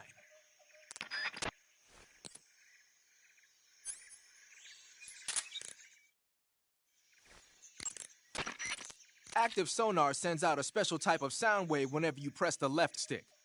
It uses the echo from those waves to calculate and display the position of nearby objects. Unlike the motion detector, it'll show you objects that aren't moving. But because you're blasting out sound waves, there's a risk that the noise will alert enemies and animals to your presence.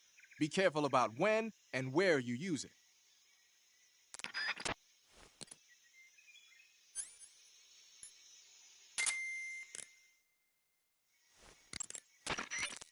The motion detector will display any moving objects in your vicinity. But the enemy isn't the only thing that's moving around in the jungle. If there are animals moving nearby, the sensor will pick up those animals too. And remember that there's a limit to how sensitive it is. Enemies and animals that don't move around very much won't get picked up.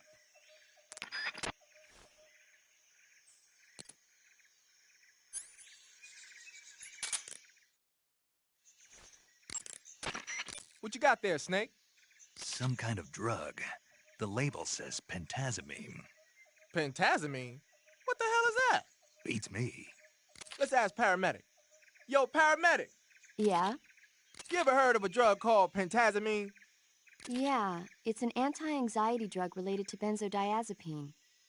It's a minor tranquilizer used to treat things like depression, autonomic ataxia, and aporioneurosis and things like that. Besides its calming and antidepressant properties, it's also known for its anticonvulsant effect. Anticonvulsant effect? Yeah. So in other words, it can help keep your hands from shaking. Yeah, I guess so. This could be useful. What are you talking about? Nothing. I just thought that if I took this drug when I used a sniper rifle, it'd help make my aim steadier. Oh, I see. That's an interesting idea. I think it might work. Give it a try.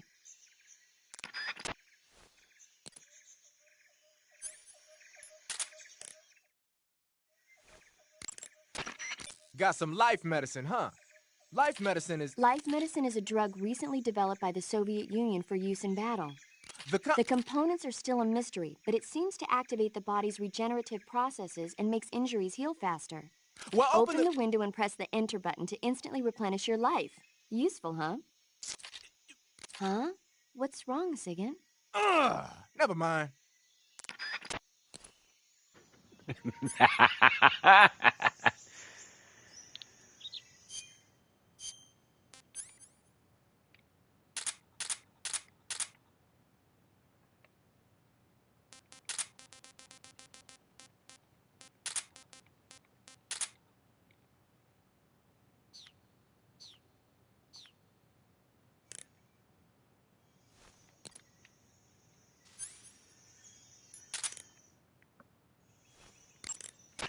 The camo index located in the...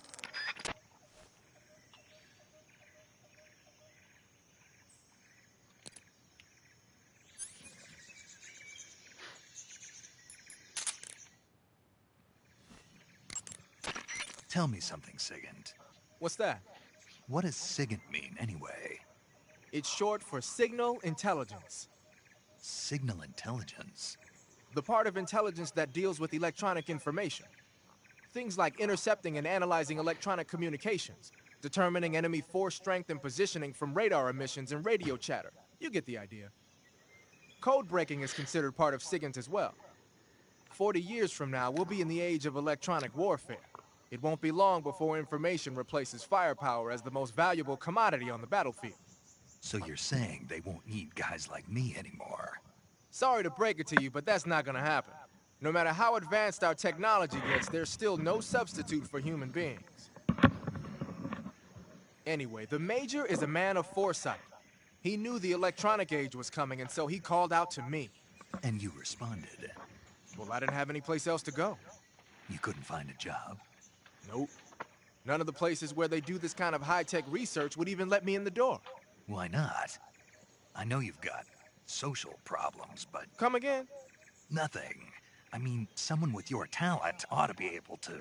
Yeah, well, maybe it has something to do with the fact that I'm black. The Major, though, he doesn't care about what color you are. I've never met anyone like him before.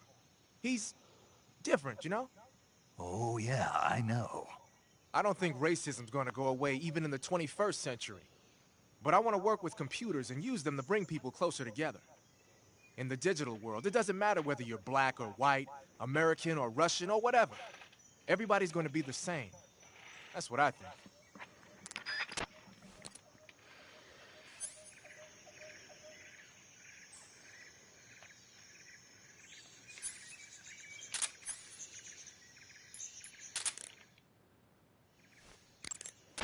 Ah, you've got an SVD. That's the Soviets' top-of-the-line semi-automatic sniper rifle, adopted just last year. SVD stands for the Russian words that mean Dragunov Semi-Automatic Sniper Rifle. For a long time, the standard Russian sniper rifle was the Mosin Nagant. But at the beginning of the 1950s, when Soviet troops started carrying automatic rifles and assault rifles, the need for an automatic sniper rifle increased. The SVD was developed to fulfill that need. It can use the same ammo as the Mosin Nagant, 7.62mm by 54 rim cartridges, but they developed a new type of ammo with a tighter firing pattern to go along with it. I heard that these new rounds have a steel core and are 2.5 times more precise than regular rifle bullets. Nothing can match that thing in terms of precision. Try it out for yourself and see how powerful it is. When you equip a sniper rifle, you'll go straight into first-person view. Once you're in position, press the aim button to look through the scope. The trigger is the weapon button as usual. You can change the magnification on the scope by pressing the action button. You can fire from a standing position, but your aim will be a heck of a lot steadier if you're lying down. Try it out.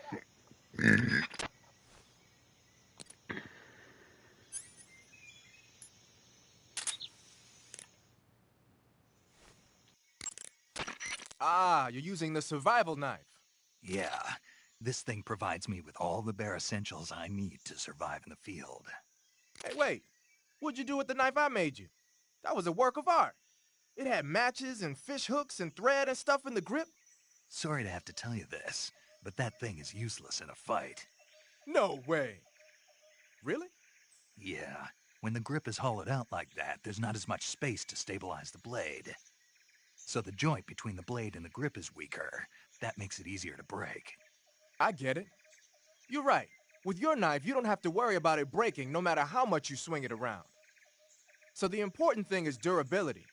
Man, I gotta write this stuff down. Next time, I'll make it so the matches and fish hooks go in the sheath instead.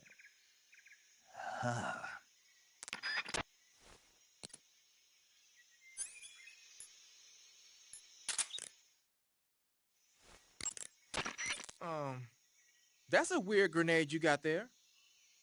From what I can tell, it's an anti-electronics weapon that works by scattering a bunch of metal foil in the air to interfere with radio signals. Call it a chaff grenade, if you will. By using a chaff grenade, you can disrupt the function of enemy radios and electronic devices for a short period of time. But keep in mind that as long as the chaff is in effect, you won't be able to use your motion detector or active sonar either.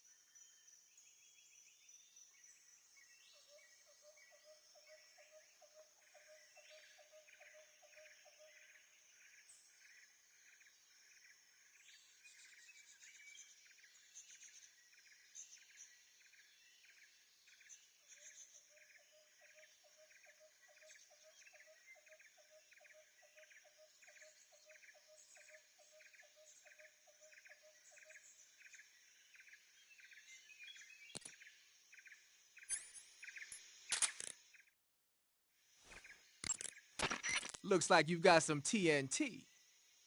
TNT is short for trinitrotoluene, a pale yellow crystalline compound made from a trinitrified mix of nitric acid and sulfuric acid.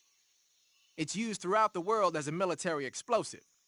It has a low sensitivity and is chemically stable, making it easy to handle.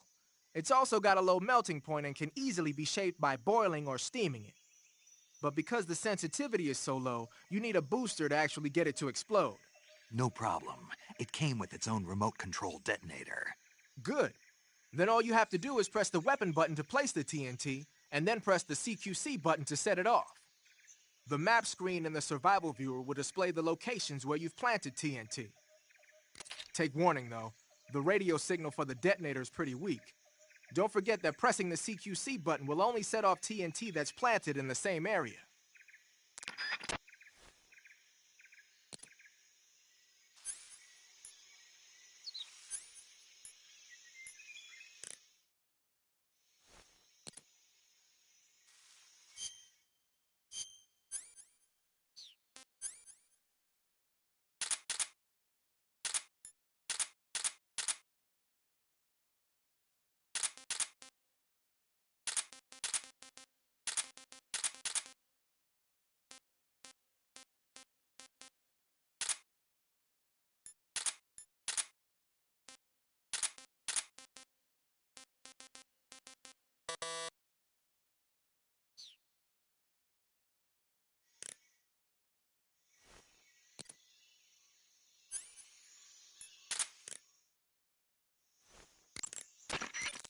You're thinking of using a white phosphorus grenade. Like the name says, a white phosphorus grenade is one that uses white phosphorus to create an incendiary effect. White phosphorus grenades were used by the U.S. military during World War II. Back then, they were known as Willie Pete's, after the first two letters of white phosphorus. The one you've got there is probably the exact same thing. White phosphorus is a white, waxy substance that spontaneously combusts when it reacts with oxygen. The combustion temperature is over 5,000 degrees Fahrenheit. Any human targets within the area of effect when it explodes are gonna get seriously burned. Just make sure you don't accidentally set yourself on fire. If your body does catch on fire, either plunge into some water or take off the burning clothes and put on new ones. Rolling repeatedly should put the flames out pretty quick too.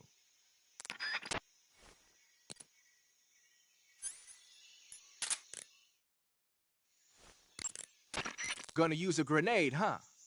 That's an RGD-5, the standard blast fragmentation grenade of the Soviet Army. The grenade itself is composed of two steel-plated casings. Each of those casings has an inner fragment liner that causes it to burst into over 300 shards when the grenade explodes. The grenade will deliver heavy damage to any enemies within its blast area. The safety pin is on the opposite side relative to the M26, so be sure to hold the safety lever down with your finger when you grip it. The safety is released when you actually throw the grenade. and it'll explode about 3 seconds later. So what you're saying is, it won't explode in my hand while I'm holding it? Of course not. Oh. To throw a grenade, press and release the weapon button. Remember that how far you throw it depends on how long the button's pressed. A short tap will drop it close to you, and a long press will lob it away. It'll probably be easier to control your throw if you do it in first-person view.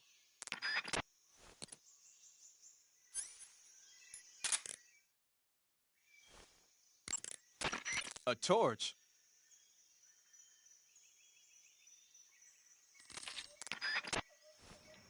Oops.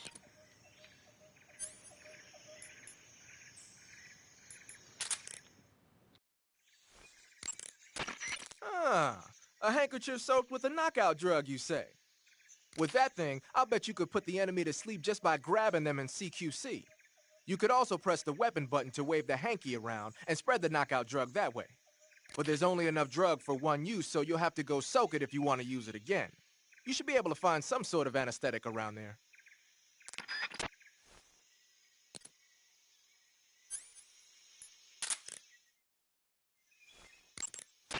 So, you found yourself a cigarette-shaped narcosis gun.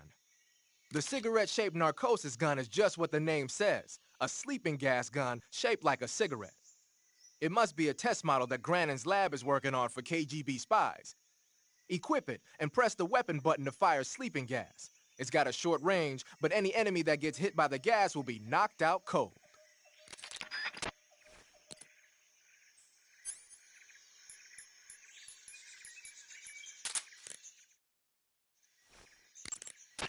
Snake, you've got a... I know. It's some new kind of rifle out of the West.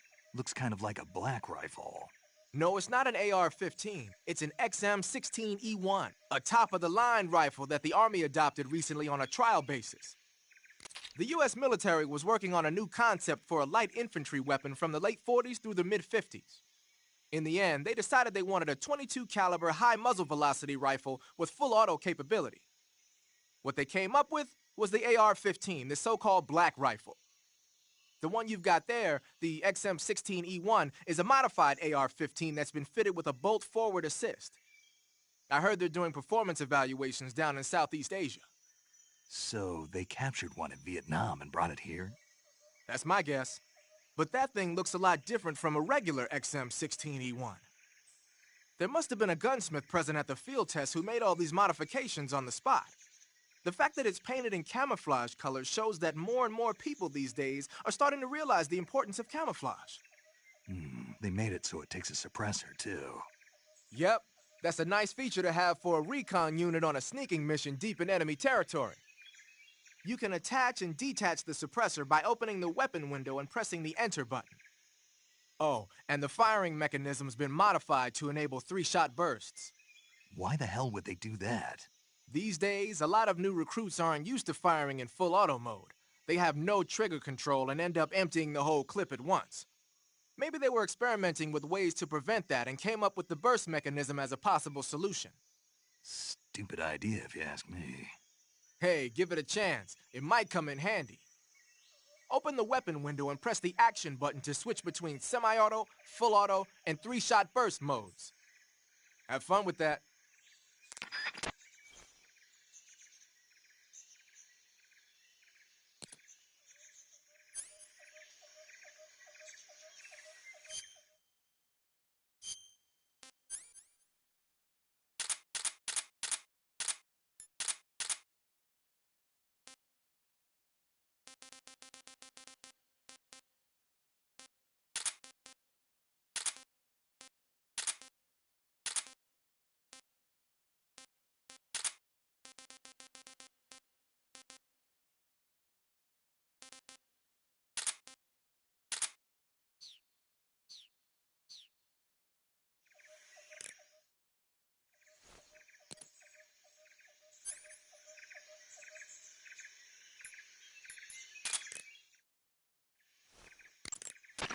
The weapon you've got equipped now is a prototype model of the Mark 22, a suppressor-equipped pistol currently in development by the Navy.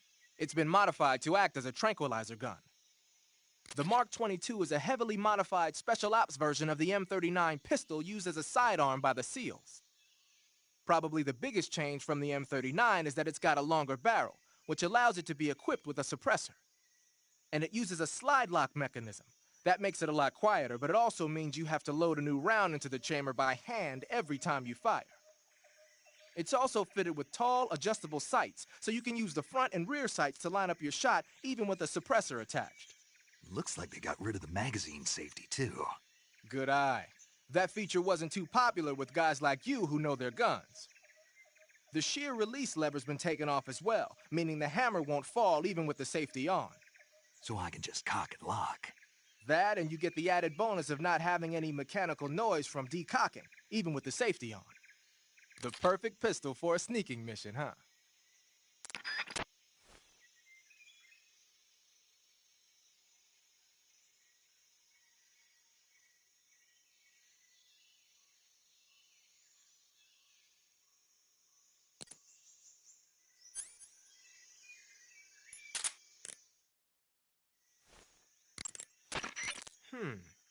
I've never seen a grenade like that one before. There are two basic types of grenades. Fragmentation grenades, which use shrapnel to kill or maim the target, and explosive grenades, which use the blast from the explosion as the offensive means. But the grenade you've got there isn't either of those. My best guess is that it's meant to knock the enemy out without hurting them. Most likely, it's an entirely new kind of weapon developed exclusively at Groznygrad. I've heard that the SAS is working on a low-impact grenade for training purposes, but I never thought they'd be used in an actual battle. The flash of light that occurs when the grenade explodes is probably produced by magnesium. It's the same stuff that's used in camera flashes. I'm thinking they cut down on killing power by reducing the amount of explosives and made up for it by making the flash and bang so strong that it overwhelms the enemy's senses. I guess you could call it a stun grenade. If I'm going to be stunned, I'd rather it be by a woman. Snap out of it. Anyone around when that thing goes off will be laid out. It ought to come in handy when you're trying to storm a room or when you don't want to kill the enemy.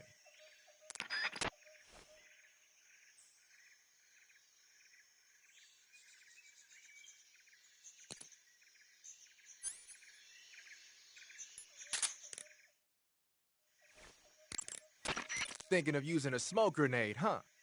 As you might expect, smoke grenades can be used to create a smoke screen. The combustion agent is a mixture of zinc oxide, ammonium chloride, aluminum, and some other stuff. When it explodes, it releases a thick cloud of grayish-white smoke that resists dispersion. That should provide some nice cover. The smoke will confuse the enemy by blocking their field of vision. That'll help you out when you're trying to make a quick getaway. It also works the other way around. You can use it as cover to sneak up on an enemy position. The smoke screen should work just as well when you're being chased by dogs, too.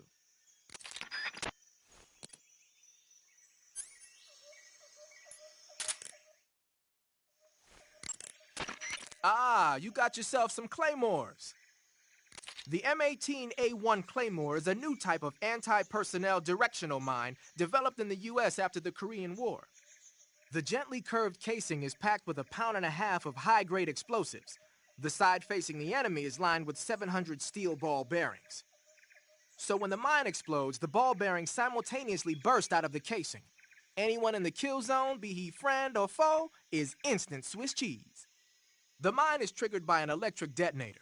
Apparently the detonator's got some kind of special motion detector built in. Yeah.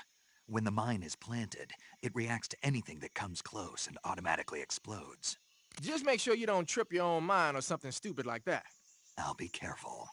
You can pick up a planted claymore by crawling over it. Mines planted by the enemy can also be picked up in this way, so if you come across a minefield, it's a good idea to crawl through it and pick up the mines. What are they doing making minefields out of Western mines anyway? They're probably doing field performance evaluations on mines they either captured or stole from the West. The structure of the claymore isn't actually all that complicated. They must be learning a lot about them. It might not be long before we start seeing Claymoraski mines.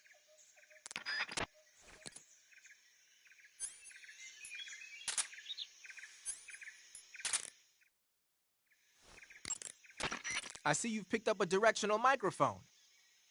The directional microphone is exactly what it looks like, a listening device. When you equip it, you'll go into first-person view and the mic will pick up sounds in whatever direction you point it in.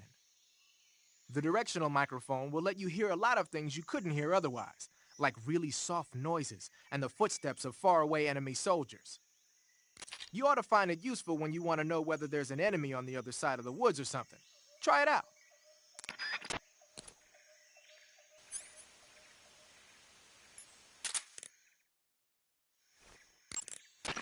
I heard you fought against KGB troops in the Virtuous mission, but this time you're up against Spetsnaz.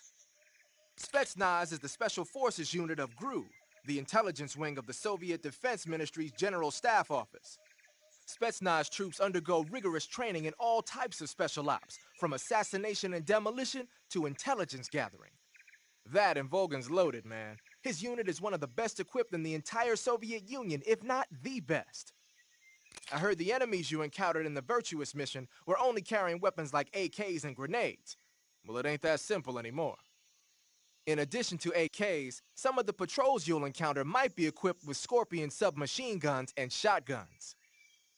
The Scorpion is even lighter than the AK, making it much easier to handle.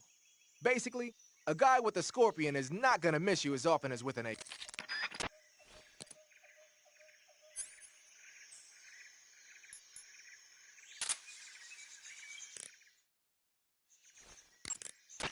Hey, you've got an M1911A1. Yeah, a 45. 50 years since the Army adopted the first model, and they're still using them. It's a real gem of an automatic pistol. But aren't you gonna need more than just one little handgun? Not at all. When you're in a tight spot or fighting in close quarters, sometimes a handgun works better than a rifle. And if I equip a knife at the same time, I can instantaneously switch over to hand-to-hand combat. I see. That 45 you've got there is a lot different from the original, though. Looks like someone did some serious work on it. It's more than a little. First of all, the feeding ramp is polished to a mirror sheen. It's not going to have any feeding problems. The slide's been replaced with a reinforced version, and it meshes perfectly with the frame. The frame itself has been iron welded and scraped down multiple times for maximum precision. The front strap part of the frame has been checkered to make it dig into the hand. That prevents any slipping. The sight system's original too. It's a 3-dot type. It's got an enlarged front sight, giving it superior target sighting capability. The regular hammer's been replaced with a ring hammer. That enhances the cocking control and increases the hammer down speed. They also reworked the grip safety to accommodate the ring hammer. Looks like they eliminated it altogether. This is a tool for pros. The thumb safety and the slide stop are extended to allow for more precise handling. The base of the trigger guard is whittled down so you can use a high grip. And the trigger itself is a long type for easy finger access. The trigger pull is about 3.5 pounds. That's about 1.5 pounds lighter than normal. The magazine well has been widened to make it easier to put in a new magazine. The magazine catch button has been cut down low to make it harder to hit it by mistake. The mainspring housing has been changed to a flat type to increase grip, and it's even been fitted with stepping so it doesn't slip from the recoil when firing. On top of that, they added cocking serrations to the front part of the slide. That lets you load and eject cartridges faster in an emergency. Whoever did this is a professional. No question, this thing could shoot a one-hole at 25 yards in a machine rest. Well, I'll be damned. That's some gun. Yeah, I've never used a weapon this fine in my life.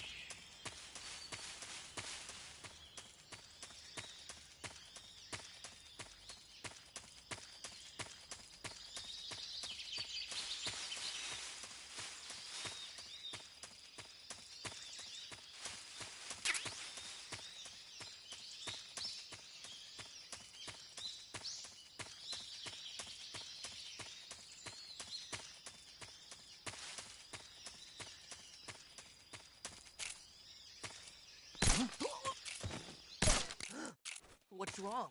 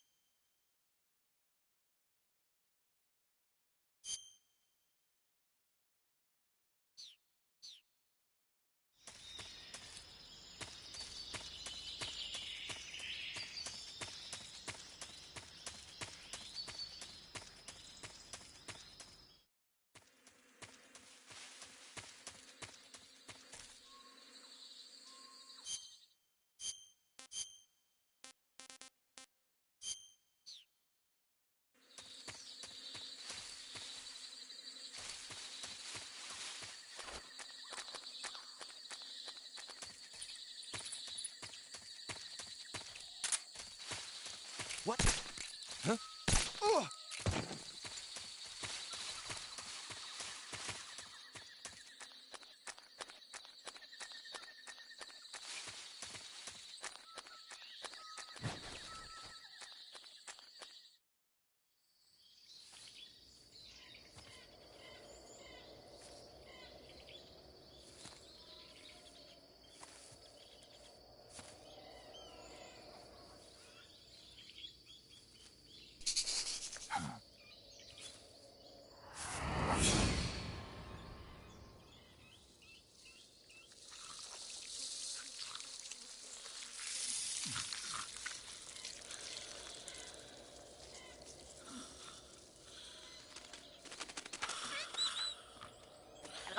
Hello?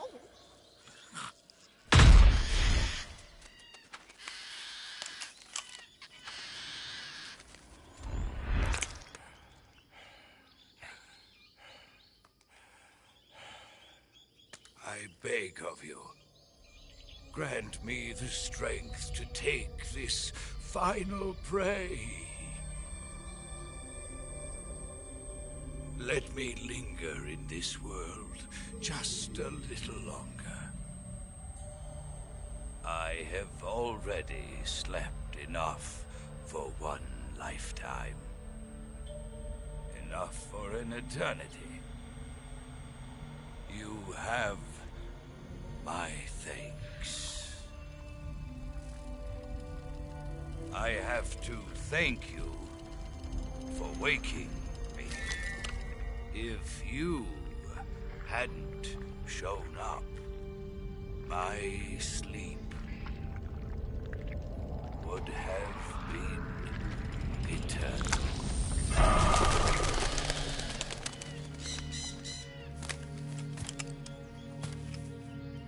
Do you hear me, Snake? I am the end. I am here to send you to your ultimate fate. You'll make a fine quarry for my final hunt.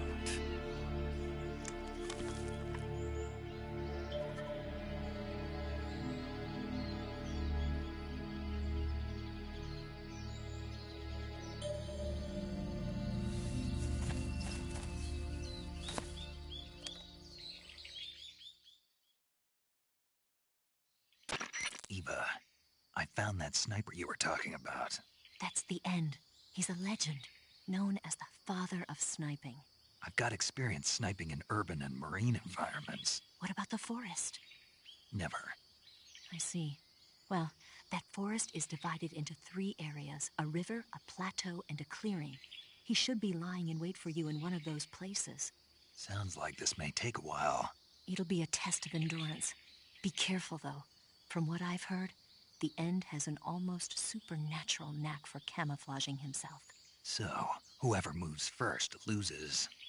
This guy's over 100 years old, though, so I should have the advantage in terms of stamina. I wouldn't be so sure if I were you. Why's that? I've heard that his body is photosynthetic, like a plant. What is he, some kind of monster? On top of that, he can speak to the forest, too. So in other words, he knows it inside out. Uh-huh. But he doesn't know you.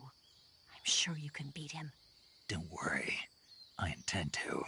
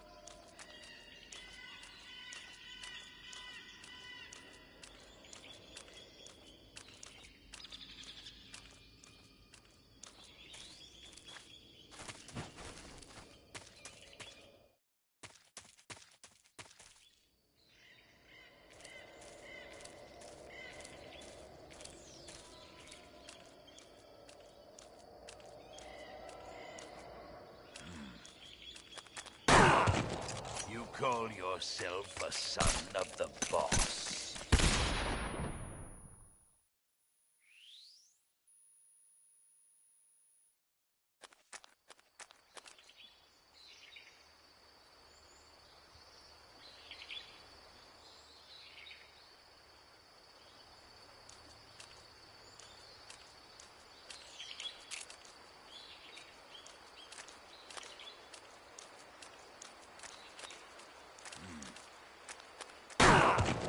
You call yourself a son of the boss?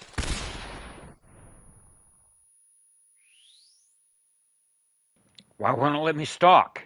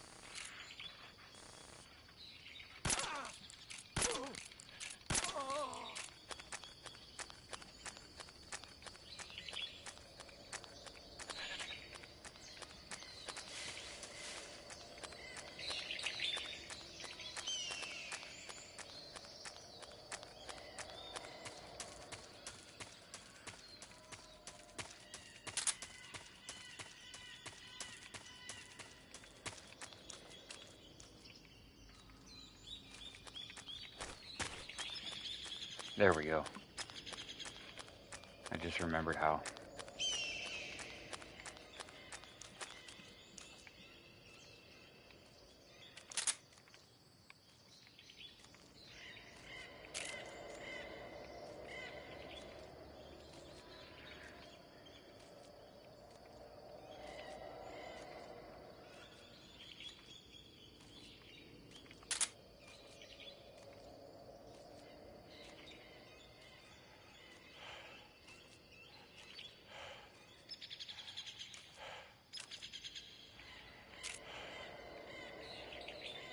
Freeze! Huh? How did you...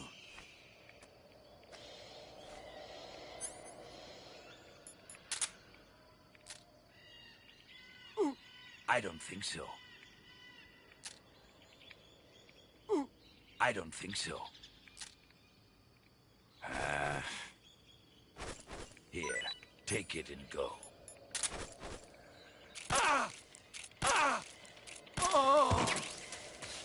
Fight like a man.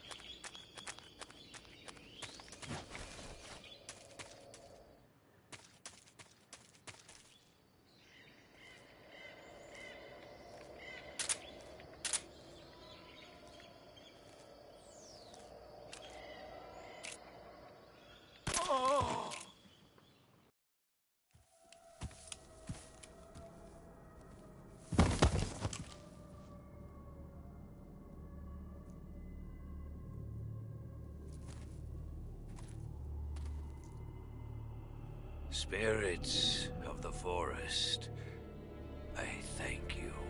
The boss would be proud of you. The time has come for a younger generation to rise.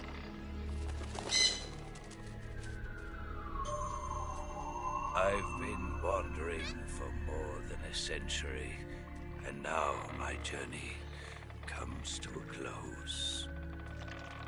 What a splendid way to end it all.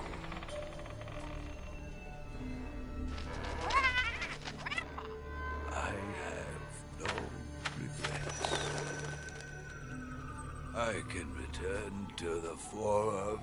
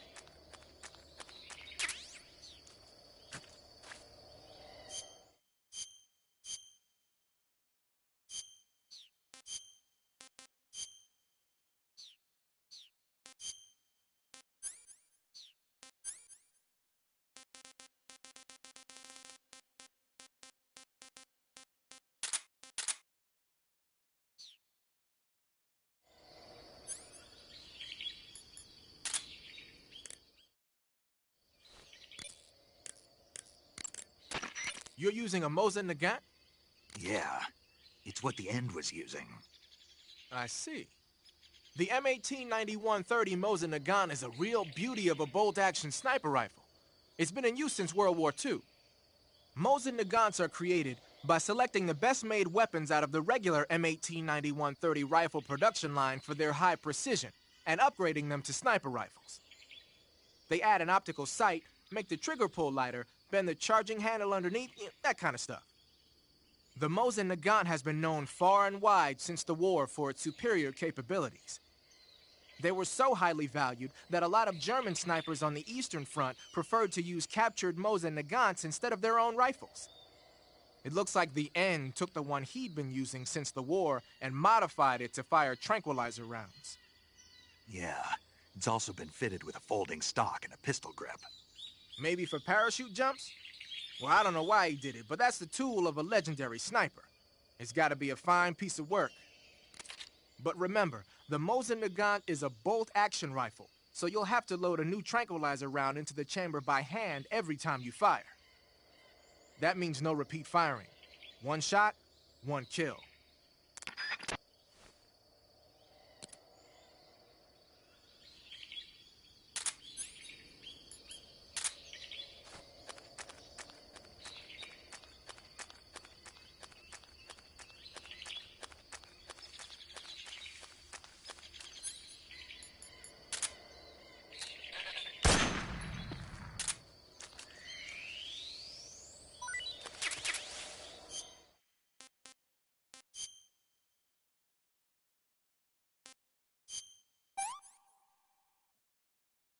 Pretty tasty.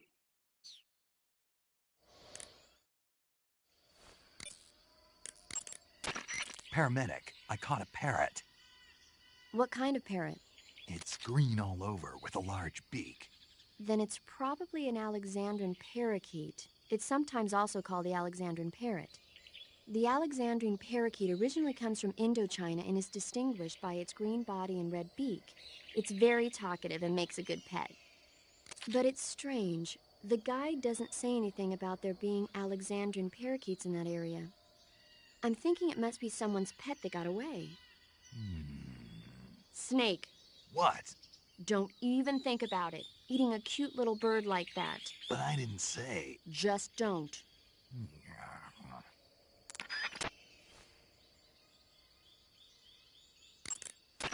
I see you caught a markhor. The markhor is a kind of wild goat that lives in mountainous areas. It's quite large, so I don't think you'll be able to capture one alive, even with the tranquilizer gun. All right. Speaking of which, do you know the origin of the name markhor? No.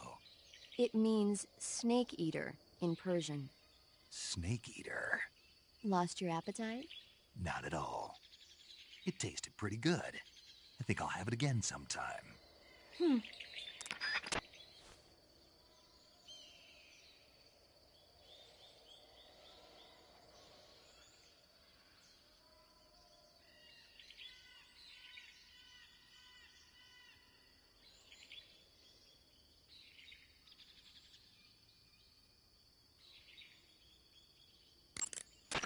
Eat food to recover stamina.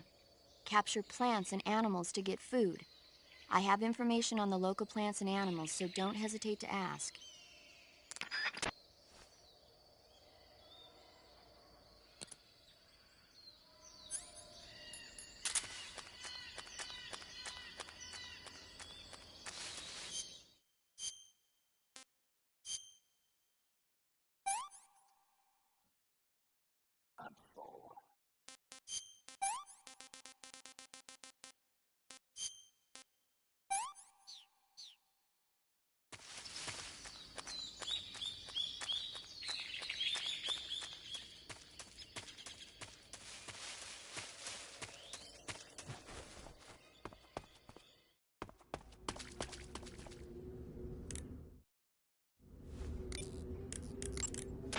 Good. You're in the tunnel.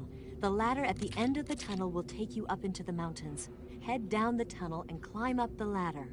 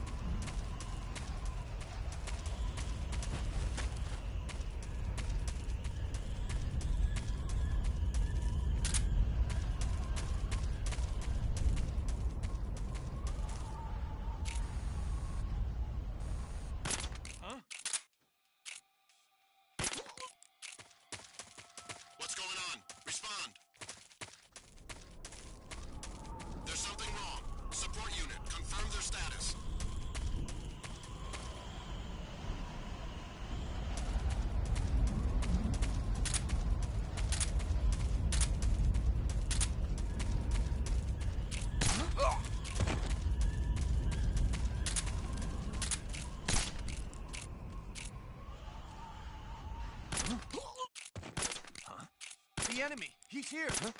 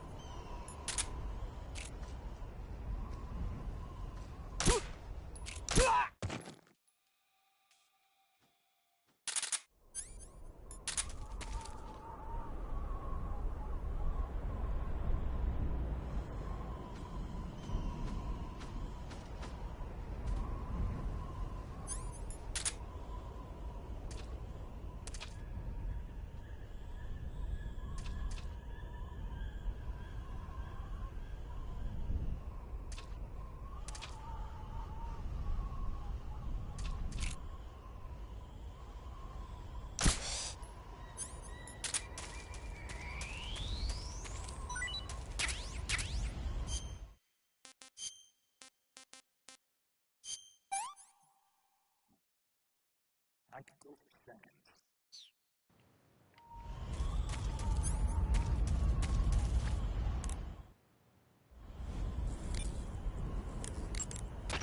Snake, the altitude in those... I see you've captured a white-rumped vulture. The white-rumped vulture is a type of vulture found in India. Its diet consists mostly of dead animal carcasses. I don't think it'll attack you, but it's a fairly large bird of prey, so you probably won't be able to capture it alive using the tranquilizer gun. Got it. But there is something here that's bothering me. What is it? They say the white-rumped vulture doesn't just eat animal carcasses. It eats human ones as well. Is that so? Yeah. So then if a person eats a white-rumped vulture, does that mean he's eating human meat too? What do you think? Yeah, you had to tell me that after I ate one.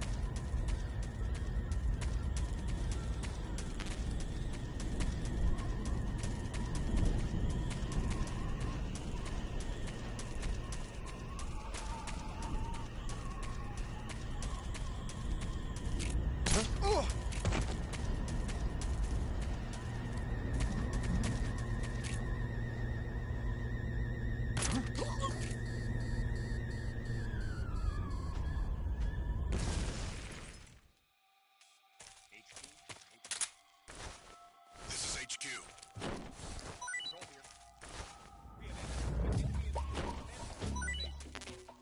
Acknowledged. Sending reinforcements. Use extra caution.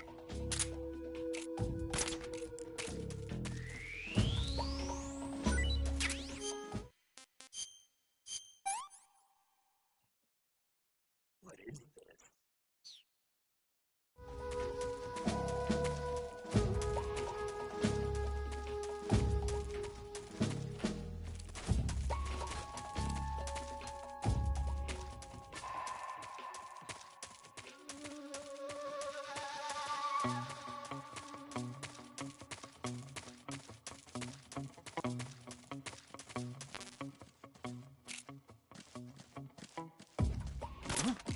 What's wrong?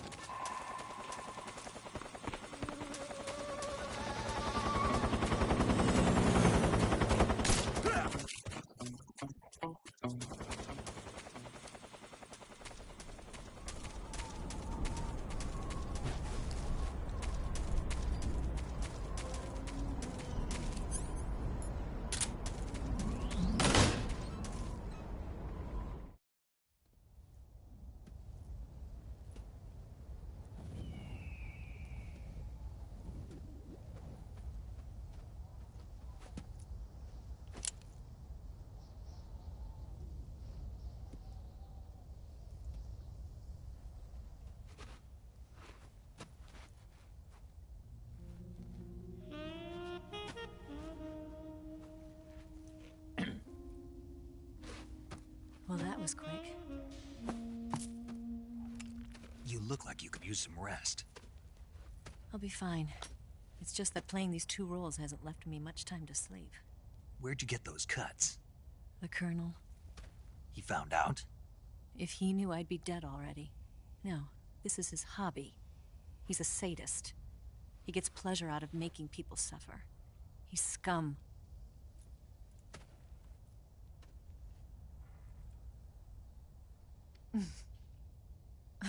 Does it look that strange to you? No. I'm the same way. Scars all over. Can I see? No. Where'd you get this one? I got it after defecting to the Soviet Union. I don't think so. It's older than that. Code breaking is a desk job. Where'd you get this kind of scar? You really want to know? Hmm. Well, too bad. A girl's gotta have some secrets, you know. But enough about that. You've got to get going. The Phase 2 trial of the Shagohod is about to start, and it looks like someone might be coming to spoil the party. Khrushchev? His forces are on their way here. The Colonel is gathering his troops together to meet them. If we don't get a move on, the security will be even tighter than it is now. You'll need this key. It unlocks the door to the underground tunnel. Once you're in there, you can follow the tunnel to get inside Groznygrad. And take this too. What is it? The food of the future. A well-balanced meal for the space age. It's good to eat some real food once in a while.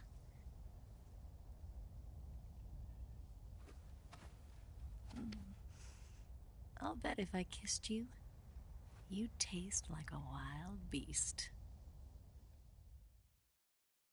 Do you know where exactly in Groznygrad Sokolov is located? He's in the heart of the fortress, the weapons lab. The weapons lab is divided into 3 wings.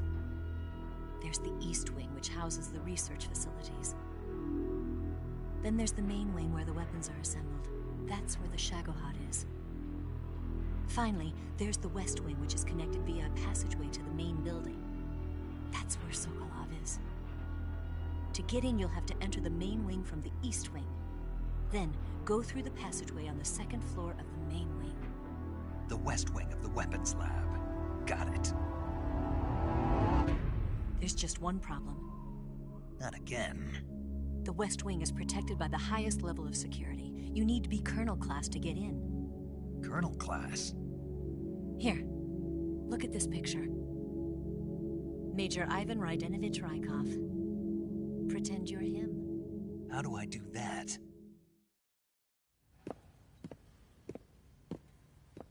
Steal his clothes.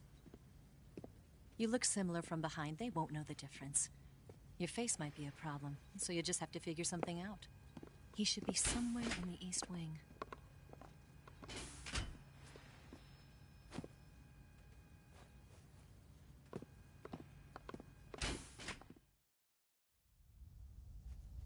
All right. But how am I supposed to escape once I get Sokolov out of there? Command said you're supposed to have something ready for me. And I do. There's a lake 30 miles north of here. I hid a wig there. A wig? It's a state-of-the-art ground effect vehicle. A ground effect vehicle? I can't fly one of those. That's okay. I happen to be an excellent pilot. Taking off from a lake is trickier than it looks. It's not like riding a motorcycle. You've got to be more delicate. Of course I will. You've seen how good I am with the bike, right?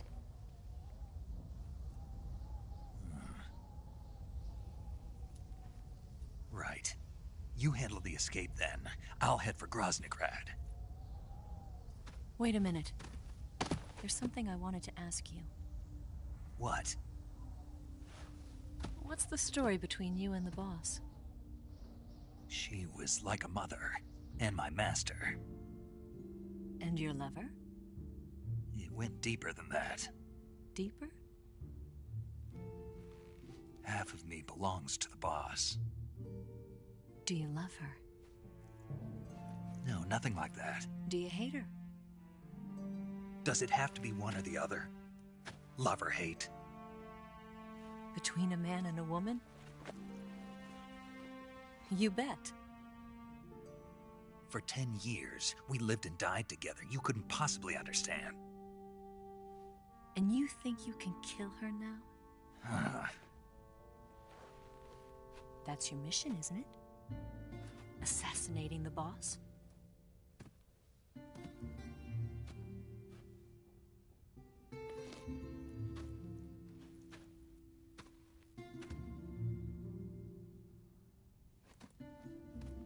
Snake?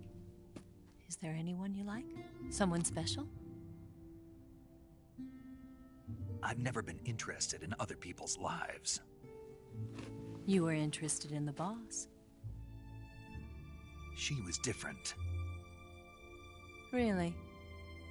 How do you feel about me? I should be asking you the same question. Me? I can fall in love if it's part of the mission. Even with you.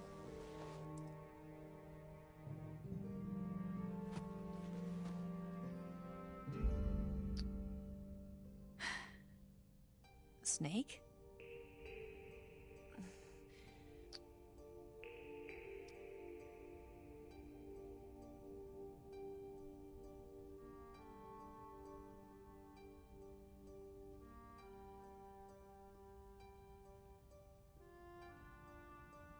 What's wrong?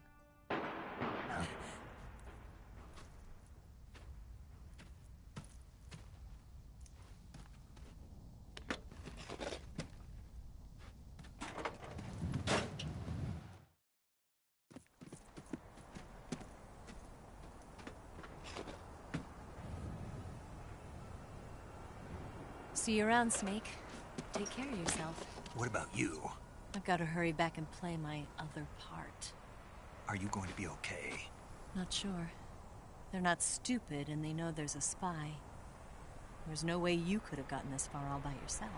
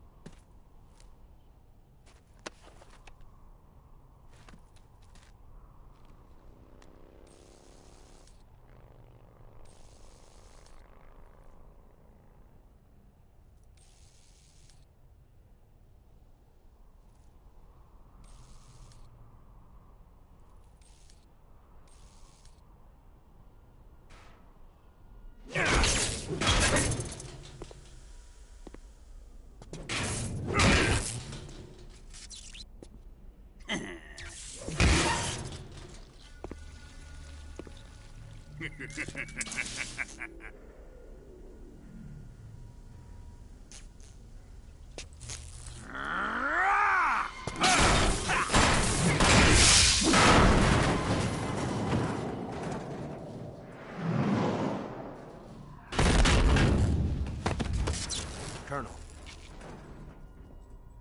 Did he talk? No, he died before I could get it out of him.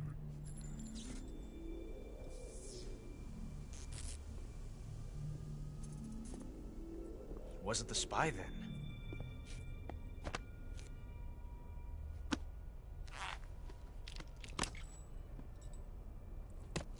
Look at this.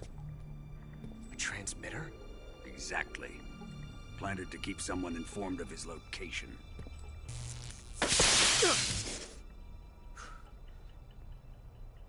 But does this mean Granin was the spy? Perhaps he was being used by someone else. Perhaps. This man was our comrade. Comrade or not, he's of no use to us now. I don't approve of your methods. I don't need your approval. I'm in command here. And that nuclear shell? Still feeling sore about that, are you? What are you gonna do? Report it to the authorities? This is war, Major. A Cold War, fought with information and espionage. We must root out spies wherever they hide. It is kill or be killed. Potential threats must be weeded out. Your feelings are a menace to the unity of our organization. Someone is guiding the enemy's hand. A single man can only accomplish so much.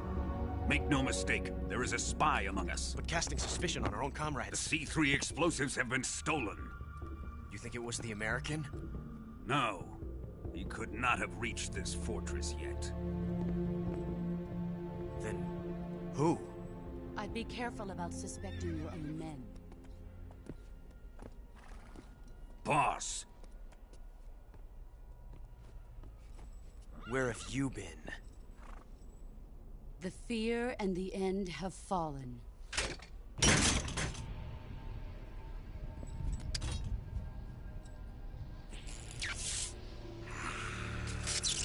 Damn it!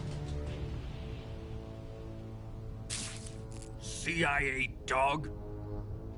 That leaves only the Fury. How can the legendary Cobras be beaten so easily? He's good. Fallen for him?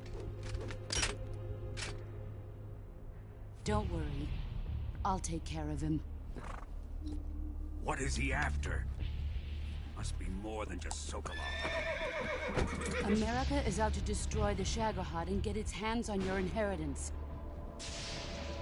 The philosopher's legacy. Huh? Impossible. The legacy, it... Then they're out to kill me as well. Colonel, tighten the security on this place. He's coming here, I'm sure of it. I'm gonna get the Davy Crockett.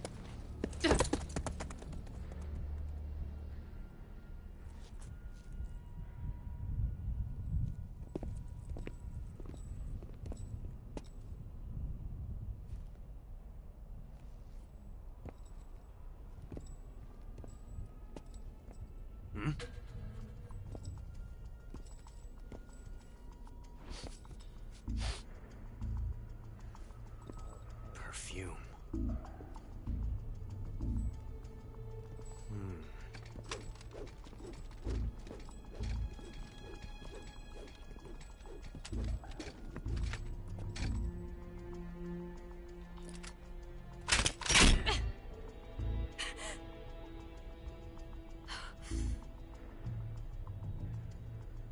Nice boots. Make sure you polish them up properly.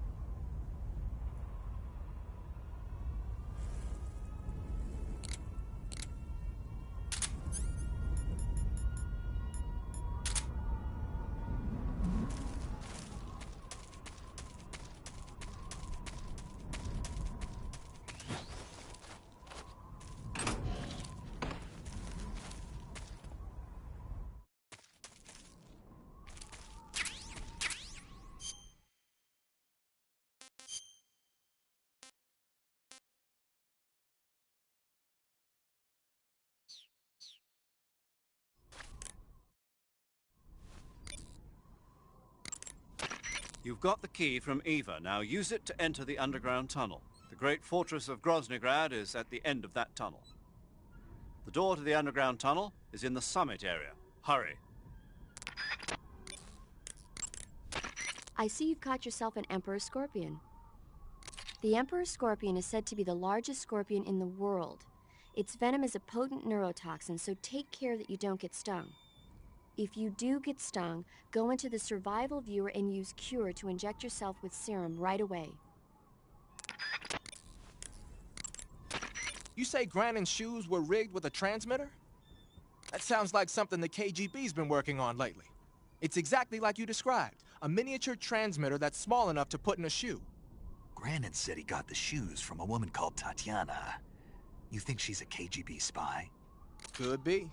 Or maybe it's some kind of ploy to throw suspicion on her. Anyway, it's your job to find out. Good point.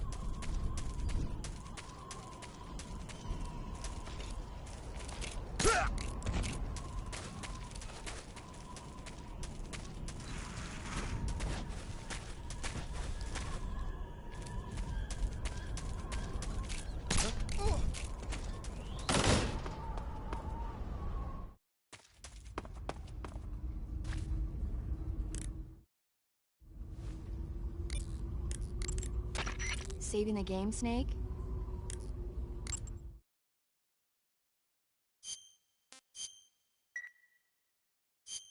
Snake, have you seen 007 From Russia with Love? Nah, I don't like those movies. Real spies are nothing like James Bond. It's pure fantasy. Snake, I don't think the Major's going to like you saying that. And even though it's fiction, I can't help but comparing myself to Bond. What exactly don't you like about James Bond? I mean, is it the fantastic gadgets? The cars? The guns? Major. Snake, wouldn't you like to have a gun shaped like a pen? What good is a pen gonna do me in the jungle? I'd look like a fool. Then what about a snake-shaped gun? You could make it look like you're grappling with a giant snake and then get a shot in on the enemy while they're distracted. Okay, now you're being ridiculous. We'll make you a snake-shaped gun that folds up and fits into an attaché case. Will you give it a rest? Oh, I get it. You're worried about how to handle the ladies, aren't you? No. I knew it. To tell you the truth, I don't like the idea of playing hanky-panky with enemy femme fatales either. But that's part of Bond's appeal. You could learn a thing or two from him. I mean, what about this Eva? What are you planning to do with her? I don't even trust her yet. No, that's not what I mean. You can't let yourself get involved. This is a game of spy versus spy. She's using you just as much as you're using her. I realize that. You've got to grab the initiative, and to do that, you have to get the upper hand in the relationship. That's what a spy is supposed to do. Get the upper hand? I don't think I'm cut out for that mission. Maybe if you change your codename to 00 Snake. Major. 007 is the biggest thing to come out of England since the Mayflower. I wouldn't be surprised if they made 20 more of those movies. Didn't you know? The Major is a huge James Bond fan. Don't get him worked up like this. Worked up? Maybe you don't realize this, but now that you've got him started talking about Bond, I'm going to have to listen to him lecture for a whole hour after he gets off the radio. You have my sympathy. It's too bad you can't enjoy such a great movie, though. I guess I'm just one of those people who can't enjoy spy flicks. For everyone that tuned in, thank you very much. You guys are absolute legends. Love, peace, and chicken grease. Until next time. See ya.